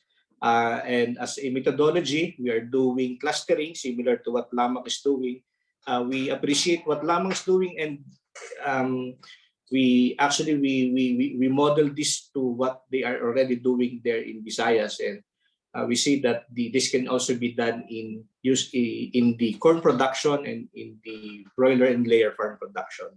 So next slide, please. So these are just the pictures of central to this is the member enterprise, wherein we are providing inputs from our piglet farm. Of course, the feed is coming from our feed mill. After producing and selling the hogs to our Co-op Mart or the slaughter of the central wings, central hog selling pen, and to the meat shops that we are operating, the organic fertilizer is produced and then shipped to the corn producers, member corn producers, and the corn is shipped to our feed mill. So again, this is a circular way of presenting the interdependence of enterprises and the enterprise of the cooperative supporting the needs of our members. So, well, in terms of the impact and challenges, next slide, please. The impact, of course, we recognize the active involvement of members. And when there are active involvement of members, there would be growth because the focus more is on the agricultural enterprise. So there is a sustainable enterprises both for the co-op managed and the member managed. And we also recognize that by doing this, there is the area development. No? We realize that by providing enterprises, sustainable enterprises, and if members are patronizing these enterprises, there would definitely be growth in the area. So the regional development, we experience that because and we recognize that as part of the impact. For the challenges, we identified these as uncontrollable. We have the climate and the environment. We have the pests and diseases like the ASF issue that we are having right now. The ups and downs of the prices of the livestock. So this is more like an economic because of the supply and demand. We are heavily affected by the fluctuations of the prices, the market prices for buying the livestock and even corn, of course. This is and heavily factored in is the climate and environment. So these are just the impact and challenges, and part of it, would be our last slide. is the balancing. Everything is really a reflection of how a cooperative will be balancing the profitability in the social relevance. So we see the need to balance the idea of providing services to our members, and at the same time coming up with a profitability to support and to pay for these services. So it's really about a balancing act between the economic viability and the social relevance, and that's why every co-op has this challenge of balancing profitability and the need for the providing service to the members. So this is part of both the part of the challenge every co-op will face, and the manner by which one can grow would be dependent on how they would be addressing the balance between profitability and social relevance. So, well, that would be it. In behalf of our CEO, Congressman Rico Bihiron, we would like to thank for the opportunity for us to share our experience in the collaborative ecosystem that you are promoting and you want to you want us to share. So thank you very much. Thank you very much, Sir Bon, and thank you for that very insightful presentation. And indeed, it was really a strong ending to your presentation, specifically highlighting the challenge and the call for the cooperatives to always balance out profit and also our social responsibility. So in response to your presentation, we will be having our reactor, who is an assistant professor at the Institute of Cooperatives and Bioenterprise Development, or ICOPED, in the College of Economics and Management of the University of the Philippines, Los Baños, or UPLB. She obtained her bachelor's degree in agribusiness management and Master of Science in Agricultural Economics from the University of the Philippines, Los Baños. She has been involved for the past 10 years in research projects in agricultural production and agricultural production and marketing, trade, and project analysis. Ladies and gentlemen, let us welcome Ms. Septril Mina. Thank you very much, Mian.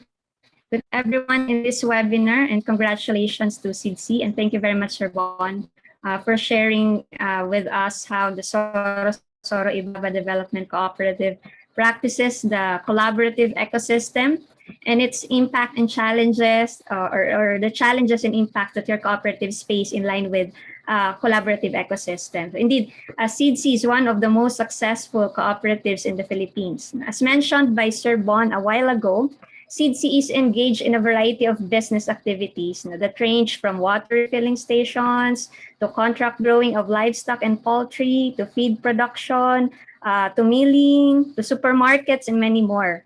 I would just like to emphasize some of the major strategies performed by SIDC, focusing on collaborative ecosystems within their organization. So the very first one is the diversification. Diversification is one of the key strategies for business survival. As an enterprise, cooperatives perform business activities that will guarantee greater benefits. It can be in the form of social or economic benefits. However, being exposed to diverse hazards, the Philippine population and businesses are exposed to a lot of risk. And the inherently destructive nature of disasters may cause significant negative impacts on all types of businesses, particularly those in agricultural enterprises, and which are heavily reliant on natural resource-based and climate condition. So the occurrence of disasters may disrupt the day-to-day business operations, damage facilities, products and services, and professional reputations, and may threaten the lives of workers, customers, suppliers, and other stakeholders. So SIDC has proven that through diversification of products and services, businesses, or especially those in agri-based enterprise, can develop resilience in various types of risks. So being an agricultural cooperative, the business operations of SIDC are relatively risky, as their business are often directly exposed to natural and human-made disasters. So this is a continuous challenge, as mentioned by Sir Bon a while ago, but they are responding very well. Now, through enterprise diversification, so meaning SIDC managing both agricultural and non-agricultural enterprises, So the cooperative was able to somehow minimize the risk and reduce possible losses. The second one is on the SeedC's gate to plate. So also related to farm to table or farm to plate. So I see it as a key strategy for livelihood and food security. So farm to table, also known as farm to fork or farm to plate, is a social movement centered around serving food straight from farms to the end consumers. It was emphasized in Sir Bon's presentation that cooperatives generally provide goods and services not only to generate net surpluses for the organization, but also to address the livelihood and food security issues in their respective communities. So for example, by producing feeds, raising hogs for slaughter, and selling pork and other pork-derived products, the cooperative could offer an available, accessible, and affordable supply of food for their members and people within the community, and income and livelihood to various players of the hog supply chain industry, including the hog raisers, butchers, pork processors, pork retailers, etc. So the third one is the womb to tomb services for improved well-being of members in their community. So being a people-centered organization, SeedC also cares for the well-being of their members and community. So recognizing that apart from income and food, members and clients also need support to address the other basic needs. So SeedC also offers services that would secure the life, health, education, and shelter of members and their households. And the fourth one is the maintaining healthy member-client relationship and supporting members' growth. So one of the unique features of cooperative is the active member participation. It was also mentioned by Sir Bon a while ago. The cooperatives conduct their annual General Assembly to have talks with members and discuss several issues being faced by the cooperative and their individual members. So this form of member consultation helps the organization address the issues within the organization. So it also provides a venue for the cooperative to identify the services needed by their members and clients. So this was also mentioned by Sir Bon a while ago. So recognizing that most of the members' source livelihood and income are from agriculture, so SeedC also ensures that the needed services like material inputs, technical, financial, and marketing assistance are available and accessible to them. And the fifth one is the creating value and developing resilience through supply chain integration. So SeedC ensures that their businesses won't be disrupted or halted by external shocks such as disaster events. The cooperative produces its own raw materials for production, so they will have enough supply of inputs for their products. So this is also related with the strategy of diversification. And possible changes or sudden changes in prices brought about by the market demand and supply forces. So they also have crops and livestock enterprises, hence spreading the risk associated with pests and diseases and price fluctuations. So any byproduct of one enterprise is also being used as an input of the other enterprises. So these strategies would ensure the cooperative with a continuous flow of income. So of course, cooperatives will still be affected by various factors such as climate and environment, pests and diseases, and market forces. Now, but through collective action and collaboration, I am pretty sure that they can overcome this risk and can survive the changing business and environment and the challenges ahead. So my key takeaways in this event and in the presentation of Sir Bon. The first one is the ecosystem is dynamic and evolving. So over the last 4 decades, SeedC has evolved from being a single purpose, from being a consumer cooperative, to a multi-purpose ranging from producer, consumer credit, and any other services that they offer. So as the business landscape increasingly becomes dynamic, supply chains have evolved substantially. So SeedC invested in their ecosystems, recognizing the value is being created not only within the organization, but in the rich interactions among them. And the second one is each player in the chain or the web play a major role. So supply chains are increasingly becoming value webs that span and connect whole ecosystems of suppliers and collaborators.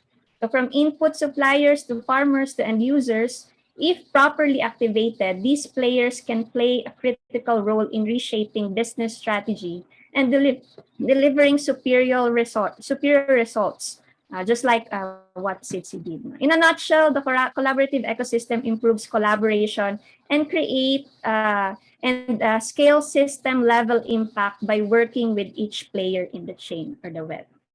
So with such a diverse, dynamic, and evolving ecosystem, cooperatives make value creation that is inclusive and sustainable. So that's all. Thank you very much for the opportunity to attend this webinar. Thank you very much, Ms. Septuil. And like the services, different services being offered by SITSI, your takeaways have been very rich and very and has a lot of points for reflection that our participants can reflect on in the duration of our webinar and even beyond this afternoon's event. So thank you very much, Ms. Septuil and Sir Bon. So now we proceed to our next presenter.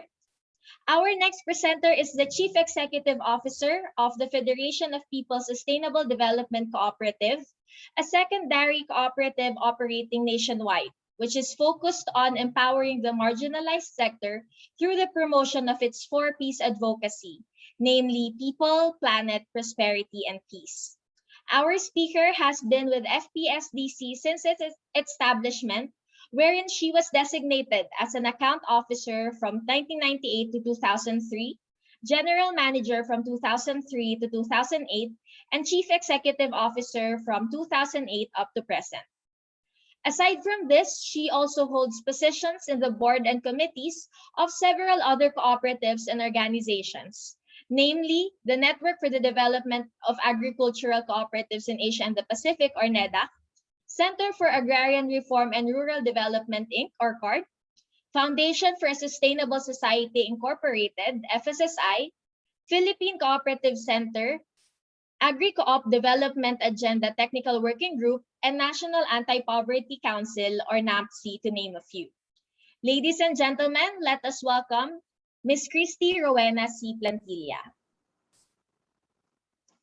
Thank you so much, Sam. To our dear NEDAC Chair, Sir Sandep, to our CDA ASEC Lasaga, our former Chair Father Francis Lucas, colleagues from NEDAC, fellow cooperators, and friends, good afternoon from the Philippines. In this fast-changing world and in the situation that we are currently in, we have to realize that all of us are interconnected. What happens in one part of the world can have an impact in another part. So we cannot work in a vacuum. We have to explore our ecosystem and collaborate if we want to be better than how we were yesterday. So I'm Tatay Plantilla from the Federation of People's Sustainable Development Cooperative, and this is how we respond to change through collaborative ecosystem. So my presentation will cover 4 areas: how we define collaborative ecosystem, who we are and how we collaborate, and some of our takeaways. So what is collaborative ecosystem? For us in FPSDC, collaborative ecosystem pertains to the convergence of available opportunities and information to make market responsive solutions. It allows the breaking of boundaries and use of different technologies to come up with new innovations.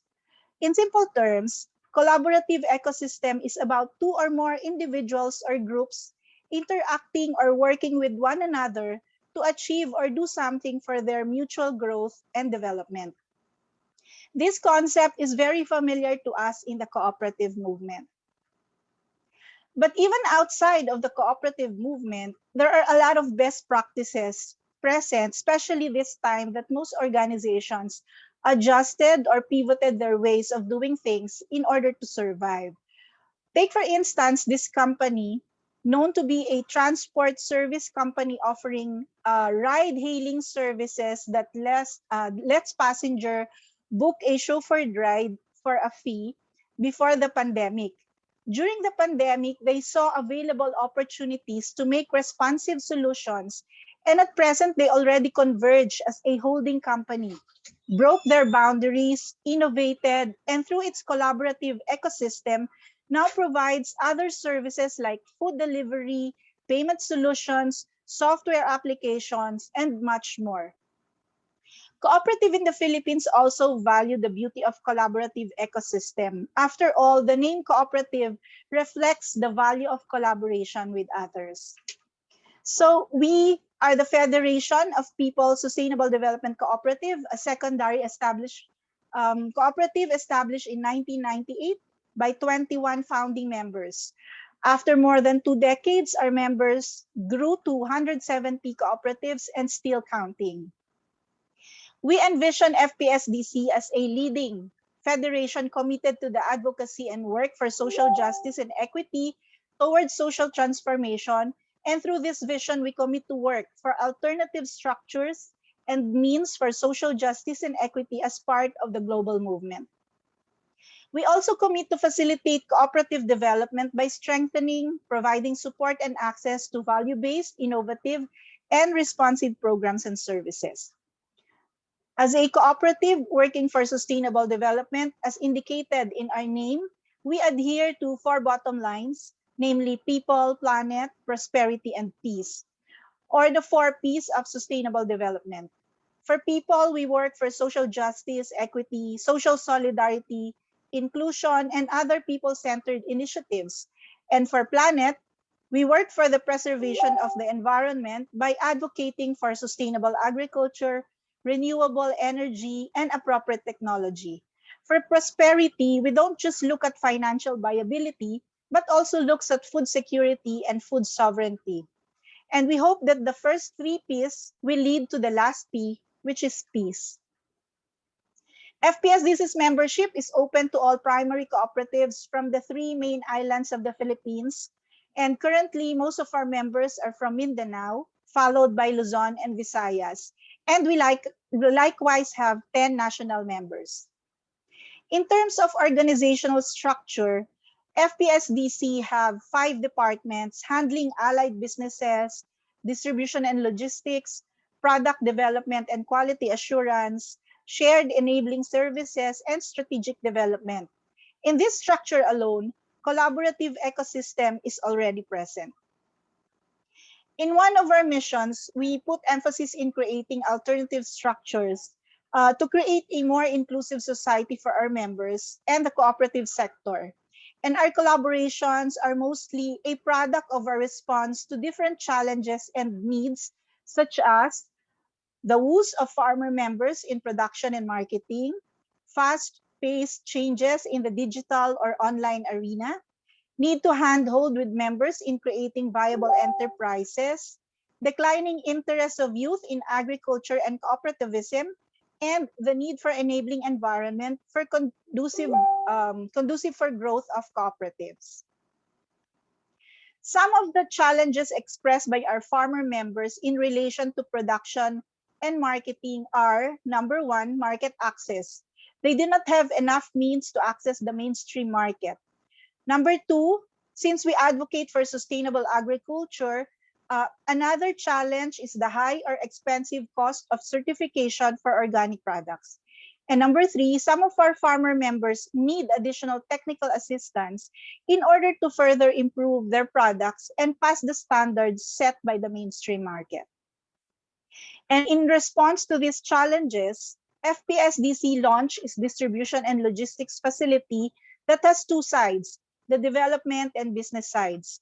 Under the development side, FPSDC collaborates with its member cooperatives and communities for product consolidation, purchasing their produce on cash on delivery basis, finance their production, demo farms, harvest, working capital, and others, providing development support like trainings, infrastructure support, quality development, packaging improvement, and others. And to support and sustain the initiatives under the development side, FPSDC developed 2 programs, namely Hive Program and the Y-Lead Program. On the other side of our framework is the business side, wherein the consolidated produce of our members are processed and distributed under the brand Farms and Cottages, or FNC. Here, we collaborate with different supermarkets, institutions, export markets, online markets, and other cooperatives. Our distribution and logistics unit operate from farm to fork and is stepping on a value web approach of doing business through our collaborative ecosystem. These are just some of the products of our members and communities under the Farms and Cottages brand with certification from Food and Drug Authority or FDA. It's halal certified, organic certified for rice. It's proudly Philippine made, and we use the international co-op marque to highlight that these are products of the cooperatives. To do all those, we collaborate with our cooperative members and other organizations, both local and international. You can see them on the screen, to enable us to do our tasks better. Another challenge addressed by our collaborative ecosystem is the fast-paced changes in the online or digital arena. With this, FPSDC launched our web shop called pilingpinoy.coop, a cyber platform that enables the buying and selling of sustainable cooperative and community products in the mainstream market. With the digital initiative, pilingpinoy.coop hopes to position products from cooperatives and communities in the mainstream market, help them keep up with the innovations in marketing brought by the fast-changing field, and to be able to share stories and create more awareness for sustainable development and cooperativism. Likewise, pilingpinoy.coop also wants to have a wider reach since digitally there is no more geographical restrictions, offer other infrastructure support like warehousing, payment options, and logistics services, offer consultancy services for product development, packaging improvement, and quality assurance. With this digital initiative through pilingpinoy.coop, we collaborate with other e-commerce platforms to reach more market and also maximize opportunities. Another challenge responded to by our collaborative ecosystem is our members' need for assistance in order to create viable enterprises. With this need, FPSDC launched its HIVE program, or Handholding in Viable Enterprises program. This is a socialized franchising facility that offers a complete package from incubation of new enterprises and scaling up of existing ones, technology transfer, quality assurance, business development support, training and skills development enhancement, enhanced market access, financing, and insurance and infrastructure support. So that the members will not have a hard time reinventing the wheel in putting up their own enterprises. The first Hive enterprise that we developed is Hive for Cocoa Sugar, and the Hive prototype is located in cooperative community in Cagayan de Oro, which is called Coopville. Coopville is also a collaborative response of cooperatives, civil society organizations, and churches when the Philippines was hit by Tropical Storm Sendong in the year 2011. The community is a classic product of collaboration to help those cooperative members who lost their houses, properties, and loved ones. The 5-hectare property of FPSDC was used as a relocation site for 130 households, and after several years, Coopville is now being developed as a sustainable community. Residents were likewise organized into a cooperative, being trained and empowered to be able to manage the community and its existing enterprises, including the Hive Cocoa Sugar Mill and planned enterprises as shown in the screen. FPSDC's handholding with the community and cooperative is also a classic example of collaborative ecosystem. To be able to accomplish the tasks under Hive and Coopville, we collaborate with other like-minded and like-hearted organizations. Another challenge addressed by our collaborative ecosystem is the declining interest of the youth in agriculture and cooperativism. And with this, FPSDC launched its Y-Lead program of youth leading in enterprise and agriculture development. The program encourages the youth to engage in viable and sustainable agri-enterprise. It also hopes to address the problem of aging farmers with an average age of 57 in the Philippines, and it hopes to develop and innovate viable and sustainable products that can also be carried for distribution and in mainstream market.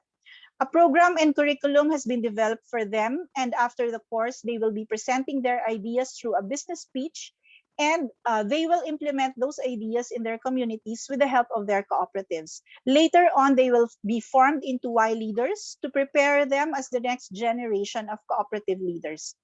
To be able to deliver this program, FPSDC collaborate with different organizations, both local and international, including academia and the government. The last challenge addressed by FPSDC's collaborative ecosystem is the need to create a more conducive policy environment for the growth and sustainability of the cooperative. With this, FPSDC positioned itself in supporting causes affecting the cooperative sector and collaborate with different organizations, including the government and civil society organizations. Looking at FPSDC's collaborative ecosystem, we called out and would like to share with you some of our takeaways about collaborative ecosystem and what it brings to our organization. Our first takeaway is about synergy. As Father Francis mentioned in his context, the sum of the whole is bigger than the sum of each part. Working together collaboratively can result in greater accomplishments as compared to each organization working on it separately. Working together makes everyone wins, and synergy manifests itself in reduced costs, more flexibility in adapting to changes, and increased capabilities. Number two, sharing of resources. When collaborating with one another, there will always be things and resources that they can be shared. One organization may be an expert in one field and can help the other organization learn about it. Number three is overcoming obstacles. When an organization encounters problems that hinder it from achieving its goals, the other organization may be able to help out. Besides, partnership, coalitions, and networks are more powerful than organizations that operate on their own. Number four, increase community awareness. By getting involved and by being a part of a bigger organizations and groups, your organization's message is better relayed to community. Number five, access to constituents and funding. Collaborating with other organizations can give you the benefit of more grant opportunities as well as make a bridge for more exposures.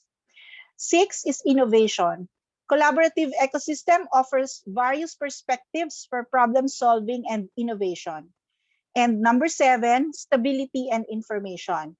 Collaborative ecosystem also results in transfer of knowledge, and since this information is being practiced and institutionalized, there is a strong possibility of retention in the organization.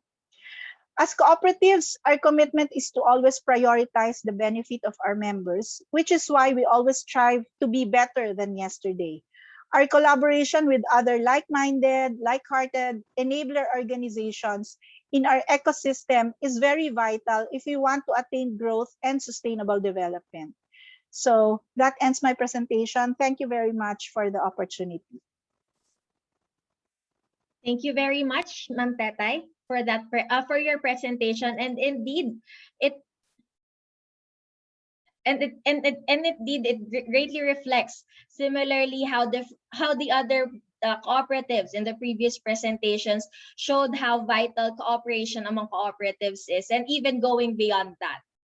So and to give his insights on the presentation delivered by Ms. Tetay, we would like to call on Mr. Jun Verola, a business advisor at Agriterra, a Dutch agri-agency specializing in agricultural cooperative business development and working for farmer-focused transformation through its farmer-led business, sustainable services, and lobby and advocacy trajectories in partnership with the Directorate General for International Cooperation, or DGIS, of the Government of the Netherlands. He is also the chief of party of the Generating Rural Opportunities by Working with Cooperatives, or GrowCoop project, founded by the United States Agency for International Development, or USAID, which aims to improve the socioeconomic conditions of members of cooperatives and their communities, as well as to expand the rural opportunities through the big brother or sister, small brother sister capacity building and value chain and business development approach. He is also an Agritera certified master trainer for various training models for agricultural cooperatives, such as the Managing Your Cooperatives or My Co-op, Internal Capitalization, and Farmer Advocacy Consultation Tool or FACT. June has been working in the development sector in the last 20 years as project officer for the Philippine Partnership for the Development of Human Resources in Rural Areas or PHILDRA, and for the Asian Farmers Association for Sustainable Rural Development or AFA. Everyone, let us put our hands together for Mr. June Verola, Agritera Philippines Business Advisor. Thank you very much, Sam. And good afternoon to the organizers, speakers, the actors, and all the participants of this webinar. In behalf of Agritera, I would like to thank NEDAC, FPSDC, NSCC, and CDA for organizing this webinar on a very insightful topic and for inviting us to give a reaction. So it's quite hard to think of something to say that can add more value to what Teta has already shared. And I don't want to repeat all the points that were already clearly presented. So I will try to share with you some views on how Agritera relates with FPSDC as one of its partners in its collaborative ecosystem. And to start off, we saw that for FPSDC and the other cooperatives who have shared their stories, collaboration and cooperation is really second nature. Cooperatives are in a unique position to bring together their members and link them to different stakeholders to serve their needs. Collaboration allows co-ops to create value for their members, their partners in the chain, for the community, and for the entire country. So Agritera has been part of FPSDC's collaborative ecosystem since 2018 as a client for our advisory services, trainings, and exchanges. And I saw earlier that other cooperative clients of Agritera are also here in this Zoom. And they also have interactions with FPSDC. And we are trying to support FPSDC in its goal of becoming a leading national and global distributor of local products by agri-co-ops. This was presented earlier by Ms. Teta. But also to support it in its leading role as a federation that helps develop the agri-co-op sector in the country and in the region through its values and mission, which was also very clearly elaborated earlier. FPSDC is also an AgriPool partner of Agritera, where experts from the Federation are deployed to other agricultural cooperatives in the country, as well as in the Asian region. And two examples of these recent examples are, one, we have deployed its operations manager to deliver a marketing training in Nepal. This was before the lockdown, no? for their agricultural cooperatives there who are also being served by Agritera. And more recently, its CEO went on an online mission to support, again, Nepal in building an e-commerce platform. And this was already during the lockdown.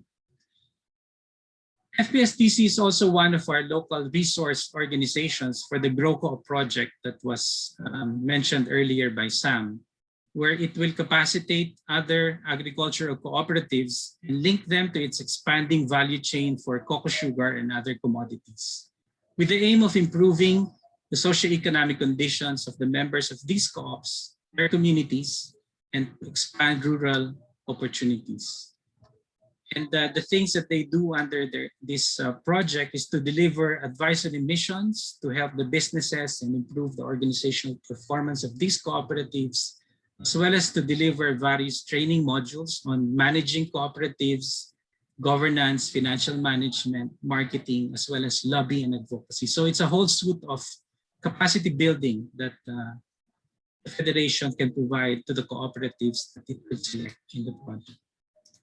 FPSDC is also a key convener of the Cooperative Resilience Mechanism, which aims to build the capacity of agricultural cooperatives to withstand catastrophes and disasters, such as what we have recently experienced and are still experiencing at the moment. So this involves a process, a bottom-up and consultative process of forming an agenda for agricultural cooperative development in the country that can be used as a policy framework or as a framework to develop programs and services to further develop our cooperatives in the country in the agriculture sector and bring them to the next level. FPSDC has also taken on a leadership role in the process of formulating the agricultural cooperative agenda. And that also includes policy advocacy and partnership building. With FPSDC, SIDC, NSCC, CDA, NEDAC, and other cooperative stakeholders present here, Agritera would like to take this collaboration a step further through our farmer-focused transformation program that will deliver cooperative development in the region and in the countries in alliance with key stakeholders and at a massive scale. This requires that we form an alliance, work together, break down the silos of our work that Father Francis mentioned earlier. Some of us may be focused on business development like Agritera, others are in value chain development, others are in financing, some are in marketing, others in trade. We do what we are good at and we partner with others to fill in the gaps. I think this is the next step for our collaborative ecosystem development. This also requires that we look at the whole country in terms of the agri-coop landscape. It means looking at the levels of development of our different agricultural cooperatives, the different interventions they need, the complementation of the support, as there's no one-size-fits-all solution and everything must be customized according to the level of our agricultural cooperatives.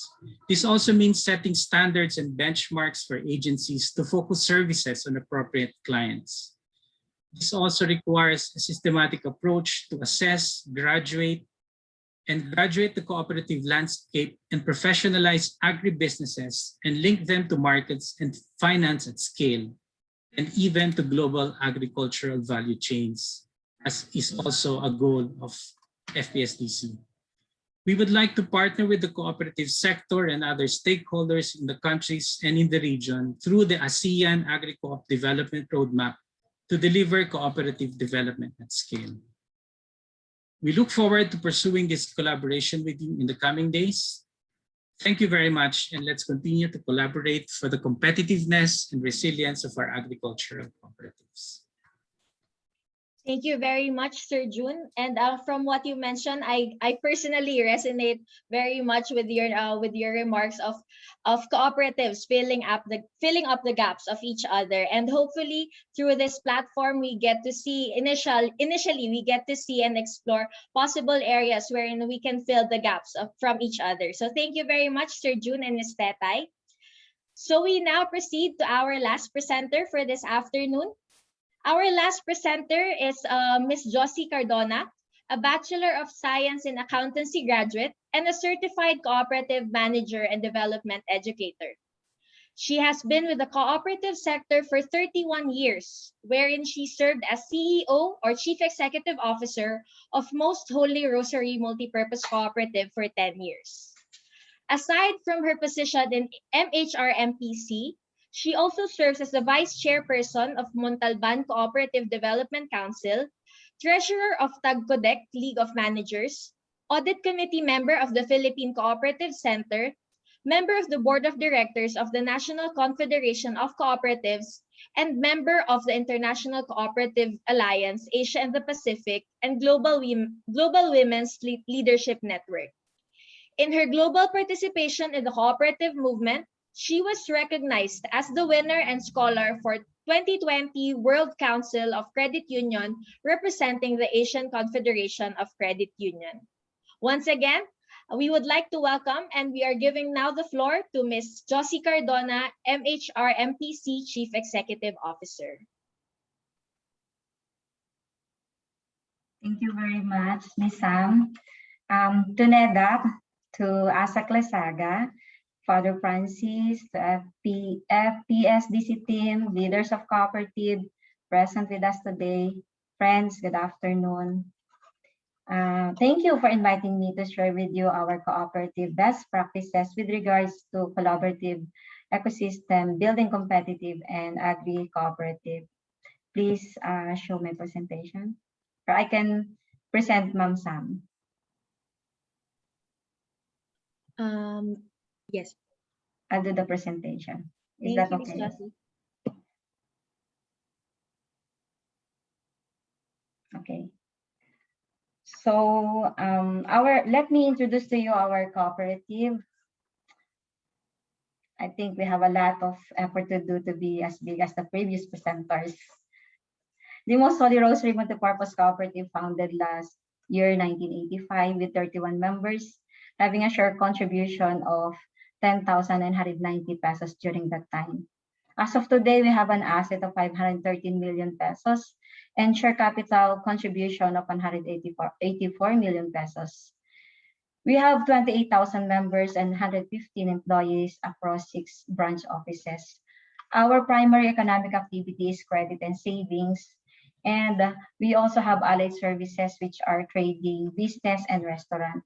We also have two special programs, the business development services, where agricultural activities are being implemented, and children and youth program that mainly focuses on the empowerment of women and youth members, especially with regards to entrepreneurship. Collaboration between people is the lifeblood of our cooperative.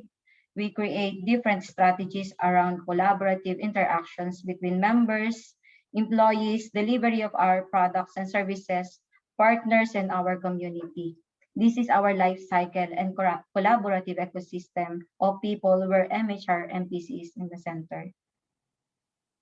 For the members, we create groups having the same kind of livelihood or businesses so that we have the same topics, skills training, or seminars to be given for them.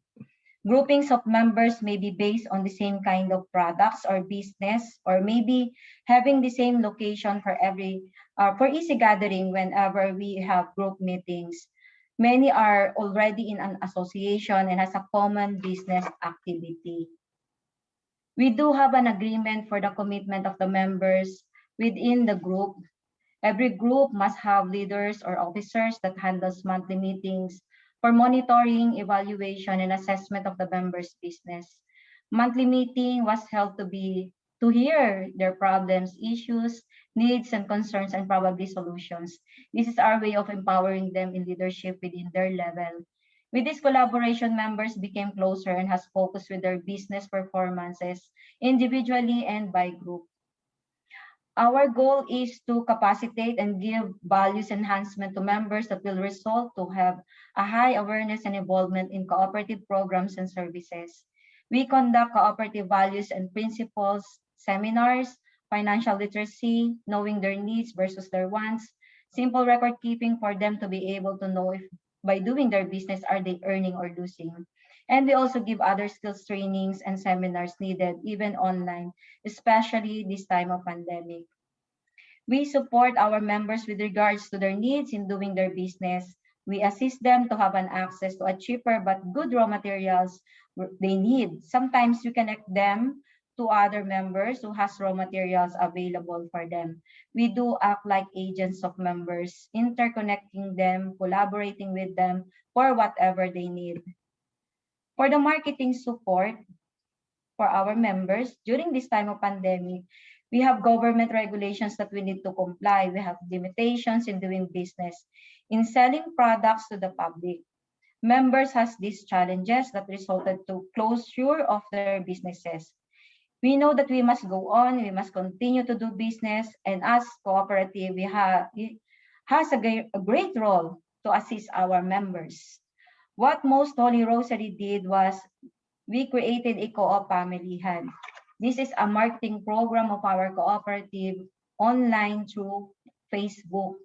Many cannot go out to buy and sell, so with this platform, we encourage our online seller members to post, to promote their products to this page. As of now, we have almost 2,400 plus online sellers and buyers. And because of collaboration with our online sellers and members who wants to buy products, we found out that they have the challenge on how to have an easy delivery of goods and services because of limited transportation. Knowing this, what we did was we create the courier service. This courier service will transport or pick up and deliver goods or do some errand services from our online seller to customer or from customer to online sellers. Couriers are members of our cooperative with an official ID coming from us. With this, we build the trust of people that they will not be a victim of fraud because our cooperative will justify the integrity of courier members. These courier members also are our member drivers who lost their job because of pandemic. Some of them are displaced workers and need something to earn for their family and to pay obligations in our cooperative.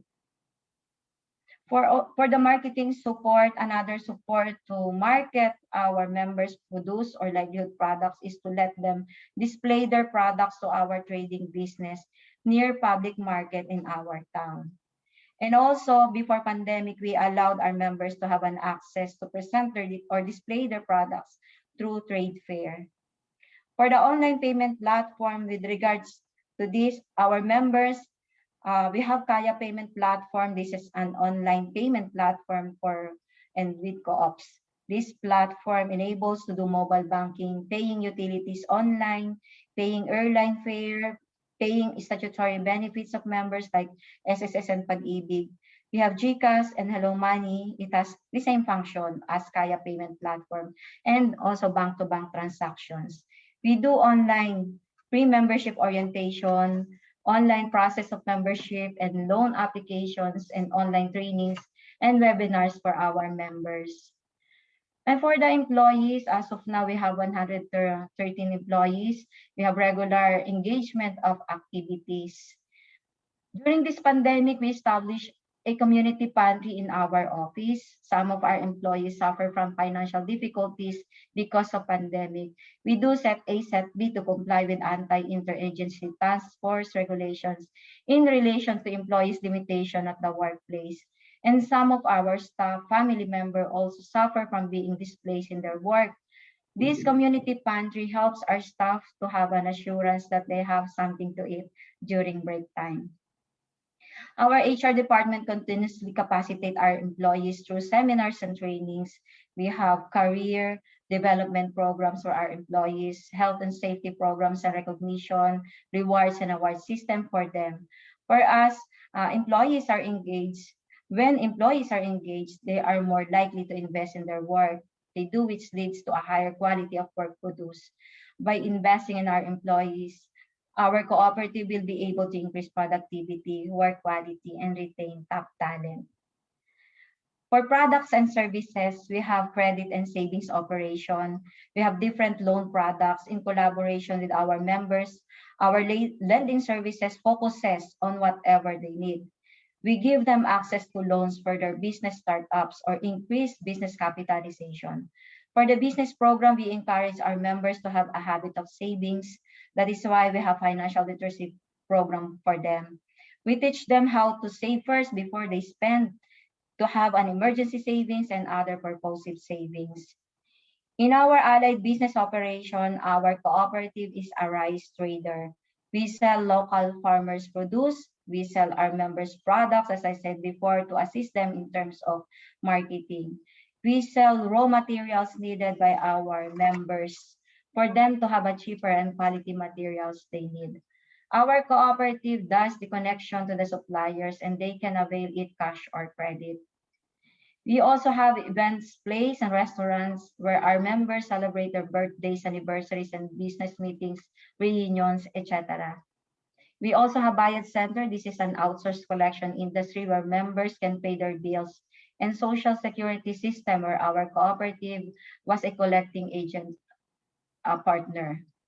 The heart of MHR and PC program is our business development services where our agricultural activities implemented. This is a program where women empowerment through entrepreneurship and leadership is a priority. We have group of women farmers, women in jail, women with disability, and others. The youth. the future of Most Holy Rosary Multipurpose Cooperative. We have group of young micro entrepreneurs. We give them access to financial trainings and other support they need in whatever simple business they have. For our youth farmer entrepreneurs, we have one barangay in our municipality with about 150 members. In the slide, those are youth that are leaders of the group. We have a team from our office who visit them regularly to guide them and to support them for whatever they need. We inculcate the values of cooperativism. We inspire them and prepare them as our future members. For our partners, our local municipality in Montalban with the Municipal Agriculture Office is our partner in all agri-based programs. Federations, organizations, and farmers were connected with us. They support us in terms of technical trainings and other related programs for our farmer members. The Department of Agriculture through ACPC gives us an access to finance. Our cooperative is a conduit of their programs. The Sure Hogs is a program where affected of African swine flu backyard hog raisers receive funds to support them to recover with this virus. The Alpas COVID-19 to ease the threat of hunger. This is a program of Department of Agriculture, a plant program to assist agribusinesses of farmers and fisher folks to ensure the sustainability of food. The Sure Aid program is the rice fertilizer financial assistance program. This is an unconditional cash transfer program which aims to give some financial assistance each of rice farmers titling 0.5 to 2 hectares of land in 33 provinces nationwide. And the Kadiwa ni Ani at Kita program enables farmers to reach consumers directly without passing through a multi-layer marketing system by opening Kadiwa stores in cities across the country so farmers may sell their goods more advantageously. Our partners for the Department of Social and Welfare and Development, we have the program of SLP, the Sustainable Livelihood Program, is a social program of the Department of Social Welfare and Development for families and communities. The objective of this program is to reduce poverty and inequality by generating employment among poor households and by moving highly vulnerable households into sustainable livelihoods and towards economic stability. And for the Department of Trade and Industry allowed us to avail their shared service facility. This facility supports our members' businesses in packaging their products. We have vacuum sealer, electromagnetic sealer, and volumetric sealer. The Department of Education is our also partner with our Aflatun program.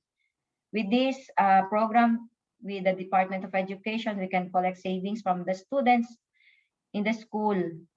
And for the Caritas Manila, this is our partner in giving technical trainings for our livelihood programs. The USAID Philippines through NATCO gives us program in connecting women to digital economy, a program for women empowerment of our cooperative. We are affiliated with the TAGCODEC Federation, NATCO Network, and CLIMBS. They give us seminars, trainings, capability building for leaders, management, and members, and other services for us to be more resilient and competent. And for the community, all that we do is for the benefit of the community. We aim to uplift the lives of our members, thus we uplift the living condition of people in our community. We do have programs for the community concerns. The center of our program is at Rizal Province, where our main office is located, and majority of our members resides. Before I end my presentation, I would like to share the thoughts of Mahatma Gandhi. The future depends on what we do in the present. May we all do our mission with all our efforts to be resilient and competitive cooperative. Thank you very much and good afternoon to all of you. God bless. Thank you very much, Ms. Josie, for that very wonderful presentation. And indeed, no matter how far MHRMPC has expanded itself, it still goes back to its very core, the concern for community. So thank you very much, Ms. Josie. And to react to HRMPC's presentation, we would like to call on Ms. Mila Bunker, who currently serves as an Executive Director of Insol Development Foundation. She was also a representative for FPSDC and a former member of its governing board. She also serves as faculty in the board of International Program of Asian School of Development in Cross-Cultural Studies. Apart from this, she was also a president and executive trustee of Ahon sa Hirap Inc., which is a pioneer of the Grameen approach to microfinance in the Philippines and one of the original incorporators of the Microfinance Council of the Philippines and Midas Credit Bureau. She now sits as one of the advisory board of MCPI, where she was the chair of the board for 3 terms. Ms. Bunker is also a member of Social Performance Task Force, a global membership organization focused on promoting inclusive finance, standards, and good practices for social performance management and reporting. She facilitates courses in cooperative formation, social entrepreneurship, financial management, gender and development, project management, and organizational transformation for Masters in Development Management. She completed her bachelor's degree in business administration, major in accountancy, and master's in industrial relations with labor management and human resource management at the University of the Philippines, and now a current PhD candidate for international development with ASDEX PMI. So once again, let us give it up for Miss Mila Bunker. Good afternoon. I'm sure that I know that I am the last speaker. That's why I'm going to take advantage of this last session to interact with the lessons learned, and even takeaway for Most Holy Rosary Multipurpose Cooperative. Sam, can I share the screen, please? Yes, Miss Mila. Okay, so I'd like to, this is my favorite in terms of, as I listen to the executive director of Most Holy Rosary, I just thought of one slide that represents collaborative ecosystem. I'd like to really focus on one passage in Ecclesiastes. The one may be empowered, two can defend themselves. The cord of three stands is not quickly broken. This is Ecclesiastes 4:12. Two are better than one. So I would like to, I'd like to envelope my reaction with some takeaway notes that I have been reflecting on what really is collaborative ecosystem. I think right now we have seen a presentation of a unique cooperative that cut across the whole ecosystem. So I'd like to share the next one. The definition of, this is from the Agora research, that collaborative ecosystem breaks down and goes beyond geographic, industry, and organizational boundaries. So one of the unique features of the most MH multipurpose cooperative is the creation of different sector groups. And they have also created programs for children, for youth, for farmers, and even for those women in the industry, being a multipurpose cooperative. And this is really, and this was really a very challenging role they played during the pandemic, because to be a collaborative and cut across all beyond geographic, industry, and organizational boundaries really was challenging during the pandemic. But we congratulate the cooperative for really surviving and being able to innovate despite the situation. And then the other one that is very important note, collaboration between people is a lifelong business, meaning it's not just a one-time event. So organizations have to focus and be holistic in creating strategies around collaborative interaction between customer, where their extended workforce partners, while employing in view of this essential one life cycle and collaborative ecosystem of people. And we saw that I'd like to really pick up a very good model for business development services where the staff, the members, the partners are all in one chunk, looking at different roles of each of the players in the ecosystem. And you can see that one of the key features is that where they have an intensive group formation. So they group the members into different categories. Like one of the things that I have in mind, it's a lifelong process. And being in the business development myself, I would like to really challenge this particular group of entrepreneurs. Of course, I'm biased with business model canvas for each of their livelihood to be able to package a most competitive advantage of their particular product lines. And I think they have dishwashing, they were able to package different types of products out of very, very creative and innovative products. So this is one of the things that is very, very challenging in the work of the MH, Multipurpose Cooperative. And the other one, which I want to show, is the savings, which is financial literacy program. Being credit and savings, this is really very, very challenging in this time. And I think one of the things that the cooperative needs to challenge themselves is not to live in loans, but to maximize their savings program for their enterprises and collaborate with other organizations that innovate a very unique savings program. And then customers and those workforce. And I would also like to challenge to collaborate with some of the initiative of FPSDC in the Piling Pinoy products to be able to also collaborate with one cycle of being able to promote the products.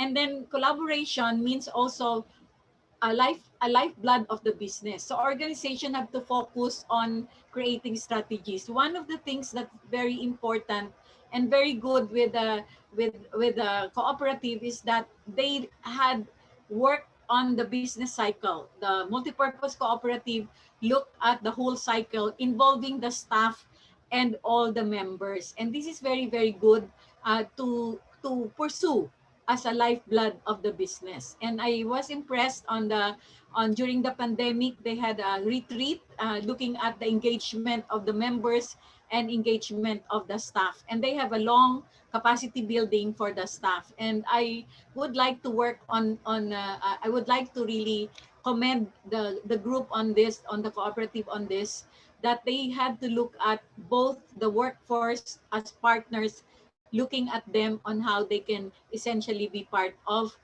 the participative training for all the members of the cooperative. And last but not the least, some of the takeaway that I am really giving outstanding work for this cooperative is that it lets the enterprises use multiple technology solutions and services to collaborate with partners, suppliers, and customers. Many organizations or firms have already have informal collaborative ecosystem but lack proper management to guarantee its success. And you can see that they really had what they call Kaya payment platform.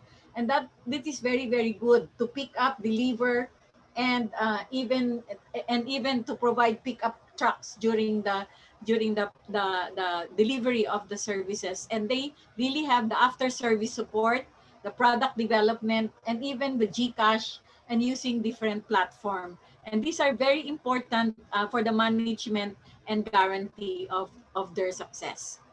And last, and the challenge, I would like to really challenge all of us, I think, at this point in time, to really reflect more on the collaborative ecosystem. I am so inspired by David Smith, the research director and lead analyst for collaboration, yung Aragon Research, and he elaborated more on 4 challenges for collaborative economy or ecosystem. One is deciding who to collaborate with. And I think during the pandemic, there is no other issue but to collaborate, to look at other players in the market, not to be alone. and we work together. And one of the things, the 7 principles of cooperative, is really collaborate, not compete, but collaborate.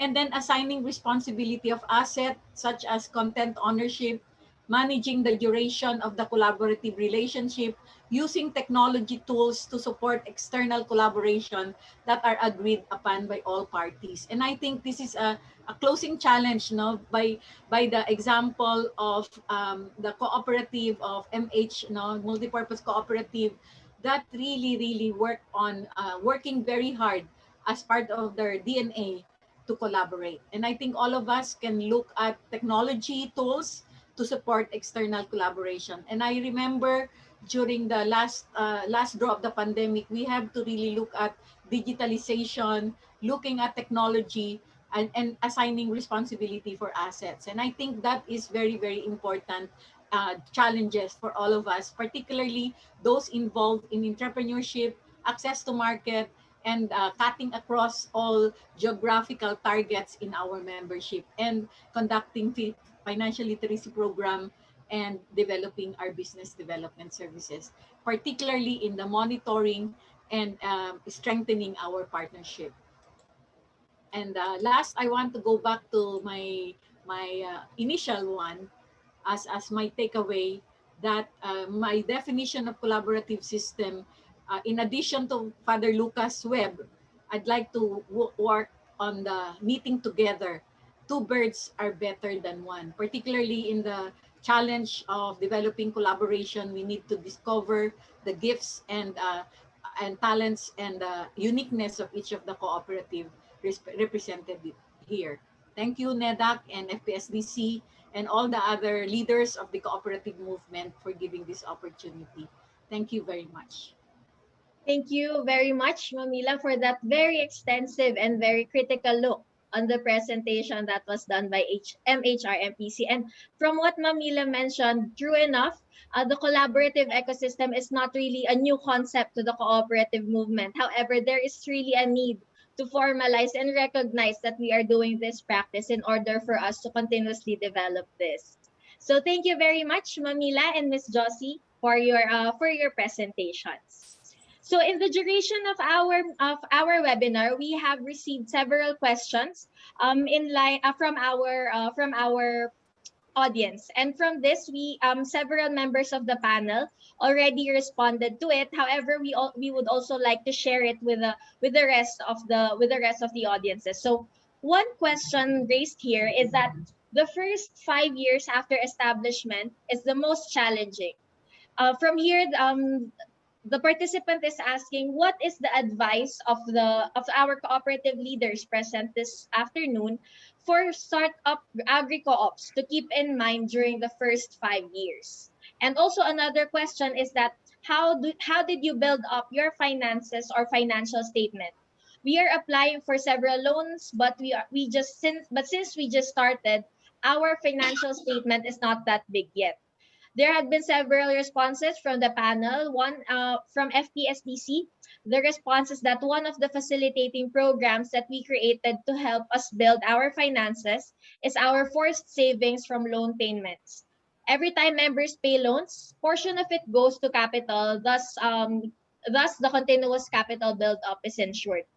And from FPSDC as well, internal fund generation is a good way to start fund mobilization, but it's a suggestion that the primary cooperatives could also link with federations and other like-minded organizations to assist them in their early years.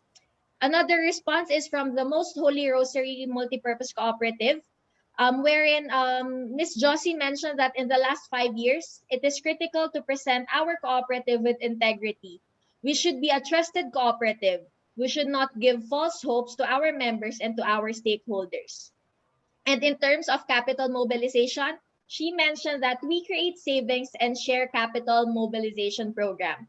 We focus on internal fund sourcing, funds coming from our members, and they encourage them to be active in participating in such programs.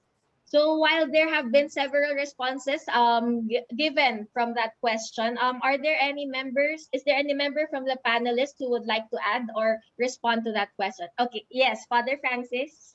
Yes, for the first 5 years, usually the problem is the future generation of leaders. But those who are idealists has built the cooperative. But anyway, to be really effective for continuing the cooperative, number one is when the members feel that there is a meaningful change in their lives, no matter how small, but there is a gain. And plus, among the others that suggested different things, we need immediately discipline to show integrity, because integrity and discipline come together.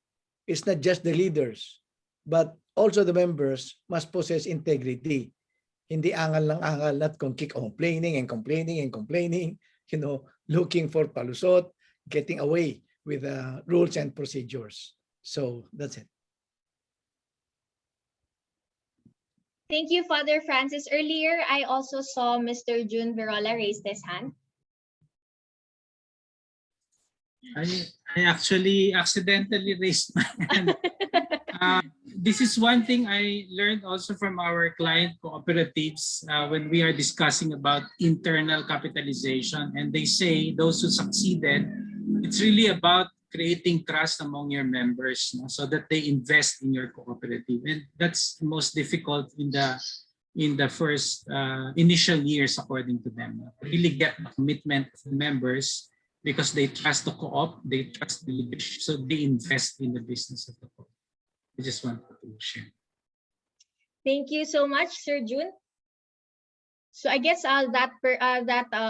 those are good responses, and those are actually brilliant. More beyond good. Those are just some of the best answers that we can give to our participants, and hopefully it was able to give you somehow more inspiration to really pursue what you are starting to do. So, before we end our program, of course, we want to all the information, all the insights that we heard this afternoon is really very overwhelming in a very positive way. And in order for us to somehow synthesize it and look at it in a single picture, we would like to invite our speaker to synthesize this afternoon's session.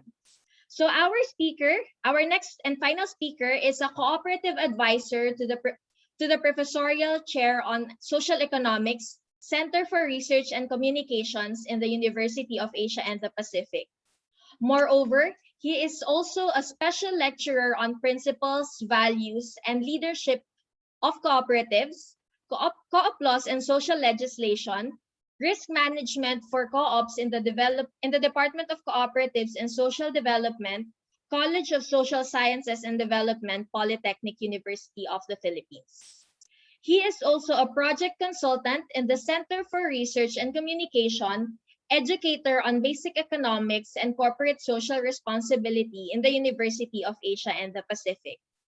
He is also a resource person on governance, policy, and rules formulation for cooperatives of the Land Bank Countryside Development Foundation, Inc., mentor on basic management of cooperatives, business model canvas and business planning of Kapatid Agri Mentor Me program of Go Negosyo, program with farmers in partnership with the Agricultural Training Institute.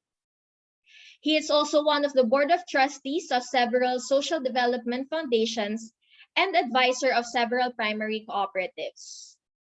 Our speaker completed courses on strategic business economics, applied sustainability management, project management, trainers training and extension services. Lastly, he participated in various international fora and conferences on cooperatives, microfinance, rural development, social policy, and poverty issues and solutions in Colombo, Sri Lanka, Seoul, South Korea, Kitakyushu, Japan, Bangkok, Thailand, Jakarta and Bali, Indonesia, New Delhi, India, Istanbul, Turkey, and Munich, Germany. So for our final speaker, we would like we would like to request everyone to put their hands together for Mr. Bienvenido Nito. Good afternoon. Good afternoon, Sam. Good afternoon to all the previous speakers. And thank you for inviting me in this occasion, in this conference webinar. And I don't know if I can do justice to all the brilliant inputs that I heard so far. And given the limitation in time, this is what I will do. I tried to summarize some of my thoughts in some slides. Can I show them some? It's Yes. actually Yes, sir, we can request our IT first. Yes, okay. Thank you. to allow me there. Oh. Okay. Let me see. Let me see. I don't know if let me see. Let me see.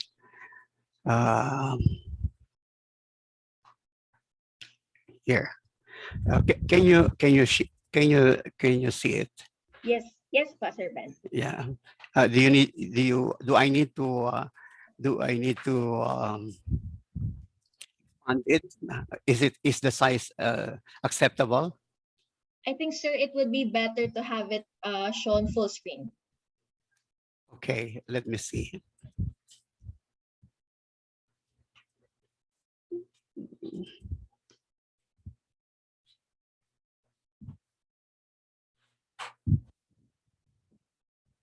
Sorry, somehow something happened in my what happened here? I think you have to sign in first again, sir. Again.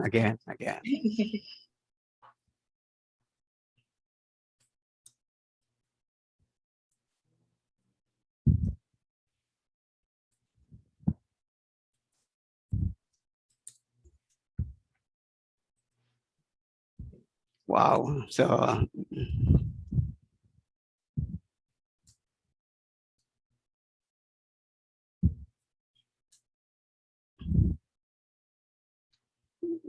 nagkaroon pa ng error.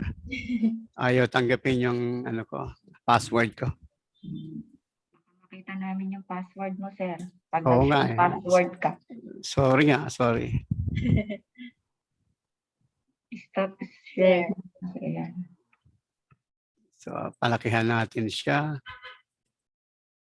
Yan. Pwede na ba yan? Yes, sir. Thank you, Sir Bien. Okay. So, well, I thought essentially I focused on this. And then I tried to go over all the materials, but I use the word drivers. No? So as far as this different organizations are concerned, there are drivers why they need to collaborate. Okay, but essentially for most cooperatives, it is a needs-based organization. Therefore, it is a member-driven organization.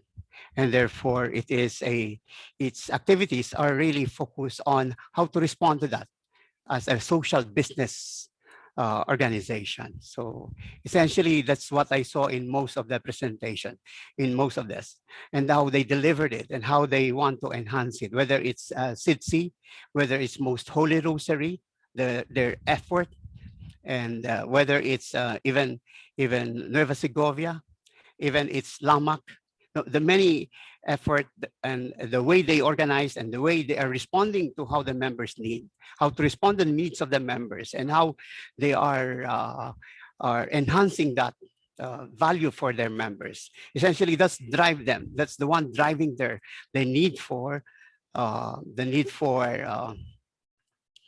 collaboration. Okay. Then, of course, along the way, they are confronted with challenges.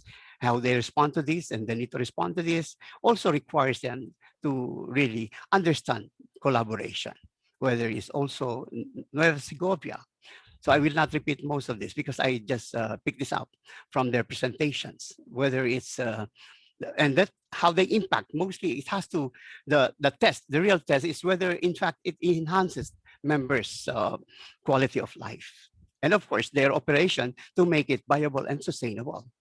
Okay, whether it's Nueva Segovia again and Sitsi and Lamak and there are levels though of collaboration that I observe that we have to understand and how they can take advantage of that or how they can really bring that up to the next level. Okay, whether it's in the village level, in the LGU level, in the national level, and in the international level. Okay, whether it is also Lamak, where it was Holy Rosary and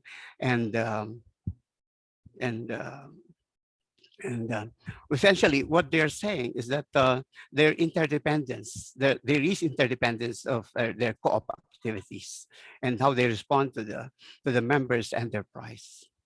Whether it's also Sitsi, whether it is Lamak.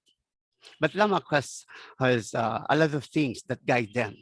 Okay, that especially this concept of agro-enterprise development as a new approach to farmer development, which is agro-entrepreneurship. And convergence, they pick up this word, which is somehow very important to their concept of collaboration.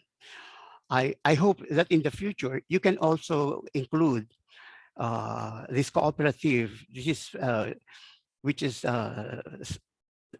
using a lot of convergence, the word convergence. It's PIDIG, BASI, Multipurpose Cooperative in Ilocos Norte.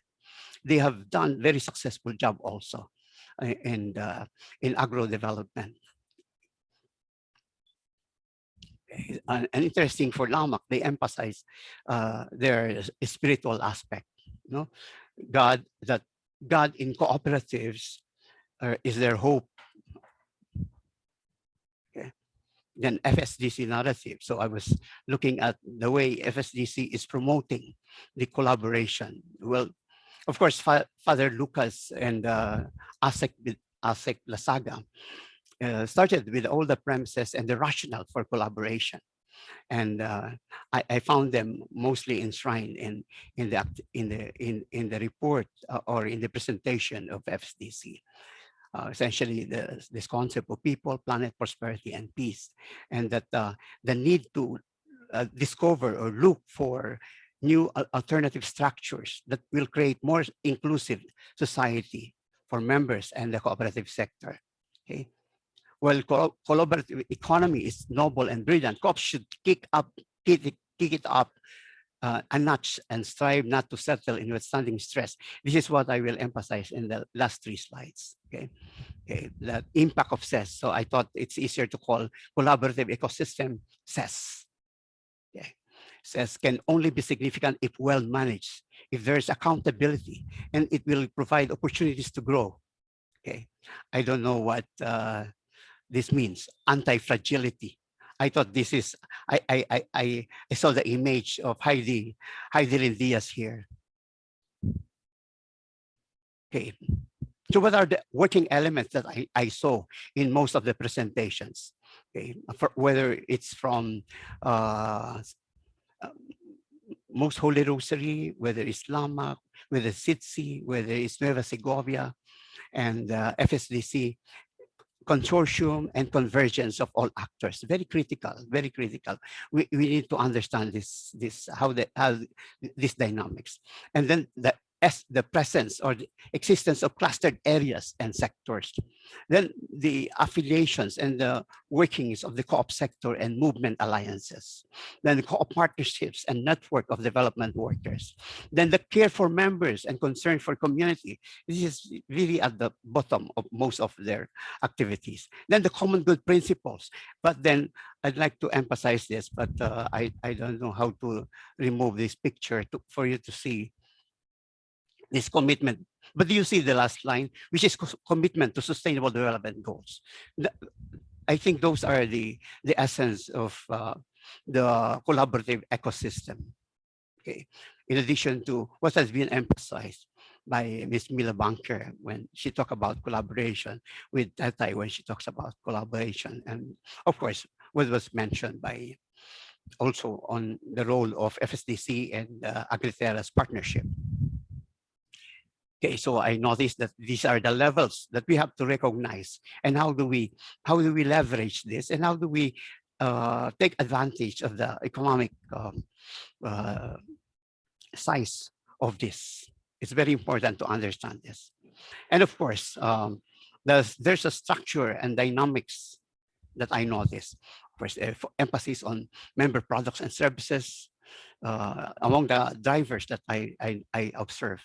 The member sector and area clusters, the secondary federation affiliations, union of co-ops, consortium and regional clusters of co-ops, the tertiary federations affiliations, union of co-ops, now the national clusters of co-ops, the civil society, church, private sector partnership, the co-op sector, civil society, public sector convergence, the co-op sector, international development worker partnerships, and so on. So way forward. And I guess based on those observations, I think that we need to understand the drivers, challenges, and impact of what is happening to these cooperatives that were highlighted in this presentation, in this webinar. Then let's learn lessons from the existing arrangements, because there are a lot that we can learn from. And then let's promote them, promote the emerging good practices, but ensure that partnerships are grounded on sound shared social principles. It's very important, so that people will not be comfortable or not comfortable working with one another. But I guess so that we will have a common vision and shared vision, we should really, at this point in time, in the next nine years, we have to commit to the Agenda 2030 and the SDGs as a guiding principle or as a guiding light in whatever we will do for collaboration, because it is very clear. These parameters are very clear. Okay, so I want to thank NEDAC for this. And of course, the partners in the organization, like the Cooperative Development Agency Authority, to the featured co-ops and their presenters, and to the panel of reactors, to all participants, the co-op sector movement, to CES, to the organizers, the secretariat, and the people who all put together this activity. Thank you so much. Thank you very much. Thank you, Sam. Thank you so much, Sir Bien, for that comprehensive and very efficient synthesis for this afternoon's webinar. And indeed, it is nice that we don't just end letting concepts and ideas float in the air, but it's also good to note that there are several action points that Sir Bien noted for us to look forward beyond this webinar. So thank you very much for that, Sir Bien. And as mentioned earlier, as early as this webinar, you can already see collaborative ecosystem starting. You can already see the first few steps of collaborative ecosystem. As a matter of fact, in the question and answer portion alone, you can see the first few collaborations that's being done by startup agri-co-ops, and also by the leaders of the cooperative sector present today. So as we leave this webinar this afternoon, may we keep in our minds how we can institutionalize all these ideas that we heard this afternoon, so that we can efficiently cascade it down to our respective cooperatives. So once again, we from FPSDC, CDA, NEDAC, and NSCC, we would like to extend our sincerest thanks to all our panelists, our reactors, our speakers, and to our participants for joining us this afternoon. But of course, before we end this session, we would like to request our panelists to open their cameras for our picture taking opportunity. Okay. I believe the director and chairman of NEDAC is also present this afternoon with us. Okay. So ready po with our smiles? Okay. Okay. So in the count of 3. 1, 2, 3, smile. Sorry. Again po. Let's another one. 1, 2, 3, smile. Thank you very much. Thank you very much again for everyone for joining us this afternoon. But before we, okay, another photo na po from the panelists, request by the panelists. Just a moment. Okay. Let's show off our wacky poses naman daw po. Wait, sorry. Okay po, so smile. Waki na yan. Okay po, so smile po tayong lahat. Okay. So finger hearts. Okay. So 1, 2, you may pose however you like. Okay po, so 1, 2, 3, smile. Yan. Thank you very much. Apolocas, we miss you.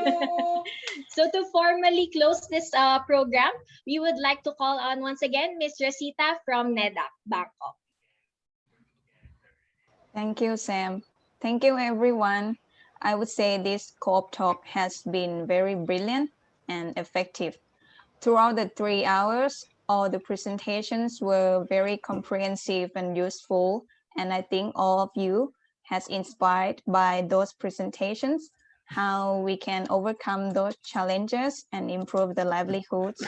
For example, by creating and developing the enterprises or applying innovations and technology tools, how to make the cooperatives stronger and more resilient through the collaborative ecosystem. So on behalf of NIDAC, I would like to thank all the participants for attending this co-op talk series and make it such a successful event. Thanks all supporting staffs and organizers, Cooperative Development Authority, CDA, Federation of People Sustainable Development Cooperative, FPSDC, and Nueva Segovia Consortium of Cooperatives, and SCC Philippines.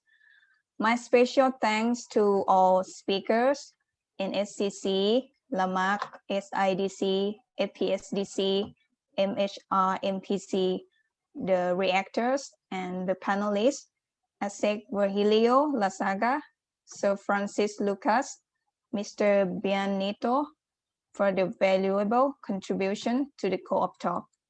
And extra applause goes out to our MC, Ms. Sam Subida, for her professional moderation of today's event. Last but not least, gratitude to our Honorable Chairman of NIDAC, Mr. Sandeep Kumar Nayak, for his leadership and conceiving new activities for NIDAC members. Thank you once again for your kind attention and looking forward to seeing you in the next Co-op Talk series. Have a nice day, everyone. Thank you so much, Ms. Rosita.